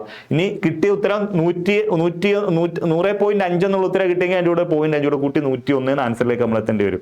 മനസ്സിലായോ? എന്ന് വെച്ചാൽ 200ന്റെ പകരം 201 സംഖ്യകളുടെ 200ന്റെ പകരം 201 എന്നാണ് പറയുന്നത് വിചാരിച്ചു. 201. അപ്പൊ എന്താണ് 201ന്റെ പകുതി എത്ര? 100.5. 100.5 ഇവിടെ ഒരു 0.5 കൂടെ കൂട്ടണം. 0.5 കൂടെ കൂട്ടണം. അപ്പൊ എത്ര? 101. ഇതായിരിക്കും ആൻസർ. ഇപ്പൊ കിട്ടുന്ന ഉത്തരം പോയിന്റ് ആണെങ്കിൽ അതിന്റെ കൂടെ 0.5 കൂട്ടണം. കിട്ടുന്ന ഉത്തരം പോയിന്റ് അല്ലാതെ ഇതേപോലെ 100 എന്നുള്ള സംഖ്യയാണ് കിട്ടുമെങ്കിൽ 0.5 ഇട്ടുകൊടുത്താൽ മതി. ഇതാണ് ഇക്വേഷൻ. എന്താണ്? ആദ്യത്തെ n എണ്ണൽ സംഖ്യയുടെ തുക കണ്ടുപിടിക്കുക, ശരാശരി കണ്ടുപിടിക്കാൻ ഇക്വേഷൻ n+1/2 ആണ്. ഓക്കെ ആണല്ലോ? ഓക്കെ, അപ്പൊ നമ്മുടെ ഇത് കോഴ്സ് നമ്മളിപ്പോൾ കുറേ ക്വസ്റ്റ്യൻസ് എല്ലാം ചെയ്തിട്ടുണ്ട്. അത് എല്ലാവർക്കും മനസ്സിലായി കാണുമെന്ന് വിശ്വസിക്കുന്നു. ഓക്കെ, നമ്മൾ കണ്ട 10th ലെവൽ പ്രിലിംസിന്റെ ഒരു ക്രാഷ് കോഴ്സ് ആരംഭിച്ചിട്ടുണ്ട്. ഇന്നലെയാണ് ആരംഭിച്ചേക്കുന്നത്. ഇന്നലെ മീൻസ് നമ്മൾ ഇന്നലെ കഴിഞ്ഞ ദിവസമാണ് അത് ആരംഭിച്ചേക്കുന്നത് എന്ന് വെച്ചാൽ ഓഗസ്റ്റ് 15 തീയതി നമ്മുടെ ക്രാഷ് കോഴ്സ് ആരംഭിച്ചിട്ടുണ്ട്. ഓക്കെ, 10th ലെവൽ പ്രിലിംസിന്റെ ക്രാഷ് കോഴ്സ് ആണ് അയക്കുന്നത്. 15 ക്ലാസ് സെഷൻസ് ആണ് ഉള്ളത് അതിനകത്തുള്ളത്. ഓക്കെ, എത്രയാണ് അതിന്റെ എമൗണ്ട് എന്ന് പറഞ്ഞാൽ 99 വെറും 99 രൂപ മാത്രമാണ്. വെറും 99 രൂപ, 100 രൂപ പോലും ഇല്ല. നമ്മൾ ഒരു ഷവർമ മേടിക്കുന്ന പൈസ പോലും ആവുന്നില്ല. ഓക്കെ ആണല്ലോ, 99 രൂപയ്ക്ക് നമുക്കൊരു കോഴ്സ് കിട്ടുന്നുണ്ട്. ഓക്കെ, അതിനകത്ത് ഏതൊക്കെ പരീക്ഷ ഉണ്ട്? അറ്റൻഡർ പരീക്ഷ ഉണ്ട്, അറ്റൻഡർ ഗ്രേഡ് 2 ഉണ്ട്, salesman grade 2, sales woman grade 2, store keeper, അങ്ങനെയുള്ള ക്ലാസ്സുകളാണ് ഉള്ളത്. ഓക്കെ, ഓഗസ്റ്റ് 15 തീയതിയാണ് നമ്മുടെ ക്ലാസ് സ്റ്റാർട്ട് ചെയ്തേക്കുന്നത്. ഓഗസ്റ്റ് 15-നാണ് നമ്മൾ ക്ലാസ് സ്റ്റാർട്ട് ചെയ്തിട്ടുണ്ട്. അപ്പോൾ എല്ലാവരും ജോയിൻ ചെയ്യുക. പരമാവധി നിങ്ങൾക്ക് അടുത്ത വരുന്ന പ്രിലിമിനറി പിടിക്കാൻ വേണ്ടി നമ്മൾ എന്തൊക്കെയാണ് മാത്സ് ഒക്കെ അതിനകത്ത് ഉൾപ്പെടുത്തിയിട്ടുണ്ട്. ഓക്കെ, നിങ്ങൾ എല്ലാം പരമാവധി പ്രീവിയസ് ഇയർ ക്വസ്റ്റ്യൻ പേപ്പറാണ് നമ്മൾ അതിനകത്ത് ഉൾപ്പെടുത്തിയിട്ടുള്ളത്. ചോദിച്ചുകൊണ്ടിരിക്കുന്നതും ചോദിക്കാൻ സാധ്യതയുള്ള ക്വസ്റ്റ്യൻസ് എല്ലാം നമ്മൾ അതിനകത്ത് ഉൾപ്പെടുത്തിയിട്ടുണ്ട്. ഓക്കെ, അപ്പൊ എല്ലാവരും ഇതിനകത്ത് ജോയിൻ ചെയ്യുക. ഓക്കെ, ഈ കുറഞ്ഞ സമയം കൊണ്ട് നമുക്ക് ഫുള്ള് കാര്യം അവർ കവർ ചെയ്ത് തരുന്നതായിരിക്കും. ഓക്കെ, നമുക്ക് അടുത്തായിട്ട് നമ്മൾ ഒരു SIയുടെ സ്പെഷ്യൽ ടോപ്പിക്കിന്റെ ഒരു കോഴ്സ് നമ്മൾ സ്റ്റാർട്ട് ചെയ്തിട്ടുണ്ട്. ക്രാഷ് കോഴ്സ് ക്ലാസ് ചെയ്തിട്ടുണ്ട്. 15 ക്ലാസ് സെഷൻസിലൂടെ വെറും 99 രൂപയ്ക്ക്, വെറും 99 രൂപയ്ക്കാണ് നമ്മൾ അത് പ്രൊവൈഡ് ചെയ്യുന്നത്. ഏതാണ് ഇപ്പോൾ വരാൻ പോകുന്ന സബ് ഇൻസ്പെക്ടറും അതല്ല SI എല്ലാം സ്പെഷ്യൽ ടോപ്പിക്ക്, SIയുടെ സ്പെഷ്യൽ ടോപ്പിക്കിന്റെ ഒരു ക്ലാസ് നമ്മൾ ഓൾറെഡി സ്റ്റാർട്ട് ഓഗസ്റ്റ് 13 അത് സ്റ്റാർട്ട് ചെയ്തിട്ടുണ്ട്. ഓഗസ്റ്റ് 13 വെറും 99 രൂപയുള്ള കോഴ്സ് ഫീ എന്ന് പറയുന്നത്. ക്ലിയർ ആവുന്നുണ്ടല്ലോ? ഓക്കെ, നമുക്ക് അടുത്ത നമ്മുടെ ഒരു ഇതെന്ന് പറയുന്നത് ബ്രഹ്മാസ്ത്ര 2.0 ആണ്. അത് SPCAD ഡിഗ്രി ലെവല് മെയിൻ എക്സാമുകളാണ് നമ്മൾ തുടങ്ങി നിൽക്കുന്നത്. അതിനകത്ത് എന്തൊക്കെയാണ്? 299 രൂപയാണ് നമ്മുടെ കോഴ്സ് ഫീ എന്ന് പറയുന്നത്. അതുകൊണ്ട് SIക്കും ഇത് വരാൻ പോകുന്ന ഡിഗ്രി ലെവലിന്റെ മെയിൻ എക്സാമിനുണ്ടല്ലോ. അതിനകത്ത് എല്ലാം GK ആണ്. GK മാത്രമാണ് അതിനകത്ത് ഉൾപ്പെടുത്തിയിരിക്കുന്നത്. GK സെക്ഷൻസ് മാത്രമാണ്. GK മാത്രമേ നമ്മൾ അതിനകത്ത് ഉൾപ്പെടുത്തിയിട്ടുള്ളൂ. GK സെക്ഷൻസ് ആണ് ഉൾപ്പെടുത്തിയിരിക്കുന്നത്. ഓക്കെ, അതെന്ന് വെച്ചാൽ വരാൻ പോകുന്ന പരീക്ഷയ്ക്ക് ചോദിക്കാൻ സാധ്യതയുള്ള എല്ലാ GK പോർഷൻസും നമ്മൾ അതിനകത്ത് കവർ ചെയ്ത് തരുന്നതായിരിക്കും. അപ്പം വളരെ തുച്ഛമായ ദിവസങ്ങൾ മാത്രമേ ഉള്ളൂ. അപ്പൊ എല്ലാവരും എത്രയും പെട്ടെന്ന് ജോയിൻ ചെയ്യുക. 299 രൂപയാണ് നമ്മുടെ കോഴ്സ് ഫീ എന്ന് പറയുന്നത്. ഓക്കെ ആണല്ലോ? യെസ്. അടുത്തതായിട്ട് നമുക്ക് അടുത്ത ഒരു പുതിയൊരു കോഴ്സ് നമ്മൾ ലോഞ്ച് ചെയ്യുക, ഫൗണ്ടേഷൻ കോഴ്സ് നമ്മൾ ലോഞ്ച് ചെയ്യാൻ പോവുകയാണ്. എന്തിൻ്റെയൊക്കെയാണ്? അതിന്റെ company board, LGS, VFO, LDC, വെബ്കോ, assistant prison officer, ഇങ്ങനെ തുടങ്ങുന്ന കുറേ പരീക്ഷകൾക്ക് വേണ്ടിയുള്ള ഫൗണ്ടേഷൻ കോഴ്സ് നമ്മൾ ബേസ് തൊട്ടുള്ള എല്ലാ ക്ലാസ്, മാത്സ് അതിനകത്തുണ്ട്, ഇംഗ്ലീഷ് ഉണ്ട്, മലയാളമുണ്ട്, GK ഉണ്ട്, എല്ലാ സബ്ജക്റ്റുകളും സയൻസ് വിഷയങ്ങളെല്ലാം ഉൾപ്പെടുത്തിക്കൊണ്ടുള്ള ഒരു ഇതാണ് ഫൗണ്ടേഷൻ നമ്മൾ സ്റ്റാർട്ട് ചെയ്യുന്നത്. ഉടനെ തന്നെ സ്റ്റാർട്ട് ചെയ്യും. വളരെ തുച്ഛമായ എമൗണ്ടിലായിരിക്കും നമ്മൾ അതിന്റെ ക്ലാസ് സ്റ്റാർട്ട് ചെയ്യുന്നത്. എല്ലാ ടോപ്പിക്കുകളും കവർ ചെയ്തുകൊണ്ടുള്ള വളരെ തുച്ഛമായിട്ടുള്ള ഒരു ഇതാണ് സ്റ്റാർട്ട് ചെയ്യാൻ പോകുന്നത്. ഉടനെ തന്നെ നമ്മൾ ആ കോഴ്സ് സ്റ്റാർട്ട് ചെയ്യണം, ഫൗണ്ടേഷൻ കോഴ്സ് സ്റ്റാർട്ട് ചെയ്യണം. അപ്പോൾ നമുക്ക് നിങ്ങൾ ജോയിൻ ചെയ്താൽ നിങ്ങൾക്ക് വളരെ ഉപകാരമായിരിക്കും. അപ്പോൾ നിങ്ങൾക്ക് ഒരുപാട് ഉപയോഗം ചെയ്യുന്ന ഉപകാരപ്പെടുന്ന ഒരു കോഴ്സ് ആയിരിക്കും. എല്ലാം നല്ല കേരളത്തിലെ പ്രഗത്ഭരായിട്ടുള്ള അധ്യാപകർ വന്നായിരിക്കും അതിനകത്ത് ക്ലാസ്സുകൾ കൈകാര്യം ചെയ്യുന്നത്. ഓക്കെ, നിങ്ങൾക്ക് അതിനകത്ത് ജോയിൻ ചെയ്ത് നിങ്ങൾക്ക് ക്ലാസ് നിങ്ങൾക്ക് അത് കണ്ടു കഴിയുമ്പോൾ നിങ്ങൾക്ക് അത് മനസ്സിലാവും. എല്ലാ അധ്യാപകരും, ഞങ്ങൾ അധ്യാപകരെല്ലാം ഉടനെ ഇൻട്രൊഡ്യൂസ് ചെയ്യുന്നുണ്ട്. ഓക്കെ, അപ്പോൾ എല്ലാവരെയും നല്ല പ്രഗത്ഭരായിട്ടുള്ള അത്യാവശ്യം നല്ലോണം ലീഡിംഗ് ആയിട്ട് ഇരിക്കുന്ന അധ്യാപകരാണ് ക്ലാസ് എടുക്കുന്നത്. അപ്പോൾ നിങ്ങൾക്ക് ആ ഫൗണ്ടേഷൻ കോഴ്സിനകത്ത് ജോയിൻ ചെയ്യാം. അപ്പോൾ നമ്മുടെ ഇതിനകത്ത് പറയുന്നത് പോലെ തന്നെ ഇത് പഠനമല്ല, ചോദ്യങ്ങളോടുള്ള യുദ്ധമാണ്. PSC എന്ന് വെച്ചാൽ വെറും പഠനമല്ല. ഇപ്പോൾ ഒരു ചോദ്യങ്ങളൊക്കെ കാണുമ്പോൾ നമുക്ക് അറിയാമല്ലോ, നമ്മൾ തന്നെയെന്ന് പറഞ്ഞു അത് ചോദ്യങ്ങളോടുള്ള യുദ്ധങ്ങളാണ്. കേട്ടല്ലോ? ഓക്കെ, PSC യുദ്ധം ജയിക്കാൻ സിലബസ് ആവശ്യമല്ല, സ്ട്രാറ്റജിയാണ് ആവശ്യം. മനസ്സിലായല്ലോ? നമ്മൾ വെച്ചാൽ നമുക്കൊരു സ്ട്രാറ്റജിയിലൂടെ പഠിച്ചാൽ മനസ്സിലായോ? സ്ട്രാറ്റജിയിലൂടെ പഠിച്ചു ഒരുപാട് കാര്യങ്ങൾ പഠിക്കുന്നതിനകത്തല്ല കാര്യം. അത് എങ്ങനെ ഫലവത്തായിട്ട് ഏതൊക്കെ ഭാഗത്തുനിന്ന് ക്വസ്റ്റ്യൻസ് വരുമെന്നുള്ള രീതിയൊക്കെ ഫലവത്തായിട്ട് നമ്മൾ അത് എങ്ങനെ കൈകാര്യം ചെയ്യുന്നു എന്നുള്ളതിനകത്താണ് കാര്യം. ഒത്തിരി കാര്യങ്ങൾ പഠിക്കുന്നവർക്ക് ഒരുപാട് ജോലി കിട്ടാറില്ല. കാര്യം അവർ കാട് കയറി പഠിക്കും. അപ്പൊ നിങ്ങൾ ആ സിലബസ് എടുത്ത് വെച്ചിട്ട് എന്തൊക്കെ ഇത്ര സാധനങ്ങൾ പഠിച്ചോ എല്ലാം കവർ ചെയ്ത് നമുക്ക് തീർക്കാൻ പറ്റത്തൊന്നുമില്ല. ഇത്ര ഇത് ഇവിടെ നിന്ന് ഇന്ന ഇത്ര ക്വസ്റ്റ്യൻ ചോദിക്കുന്നുണ്ട്, ഇത്ര ഇമ്പോർട്ടൻ്റ് ആയിട്ടുള്ള ഭാഗമാണ്, അവിടെ നിന്ന് ചോദിക്കും. അപ്പോൾ അത് പഠിക്കുകയും അടുത്ത് ഇന്ന ഭാഗത്ത് നിന്ന് ക്വസ്റ്റ്യൻസ് ചോദിക്കുക. അങ്ങനെ സിലബസ് ഓറിയൻ്റ് ആയിട്ട് പഠിക്കാമെങ്കിൽ പെട്ടെന്ന് ജോലി കയറും. അപ്പോൾ നമ്മൾ എപ്പോഴും ബുദ്ധിപൂർവ്വമായിട്ട് ചെയ്യുക. ചോദിക്കുന്ന ഭാഗം നിങ്ങൾ ഏതാണോ സെലക്ട് ചെയ്ത് പഠിക്കുക. ഓക്കെ ആണല്ലോ? ഓക്കെ, നമുക്ക് പുതിയൊരു ക്ലാസ്സുമായി വീണ്ടും കാണാം. അപ്പം നിങ്ങളുടെ എല്ലാവരും അഭിപ്രായങ്ങൾ അറിയിക്കുക. ക്ലാസ്സിൽ ഇഷ്ടപ്പെട്ടാൽ നിങ്ങൾ അതിൻ്റെ പറയുക. ക്ലാസിന്റെ അഭിപ്രായങ്ങളെല്ലാം നിങ്ങൾ അറിയിക്കുക. ഓക്കെ ആണല്ലോ? നമുക്ക് അടുത്ത ക്ലാസ്സുമായി കാണാം. Okay, by.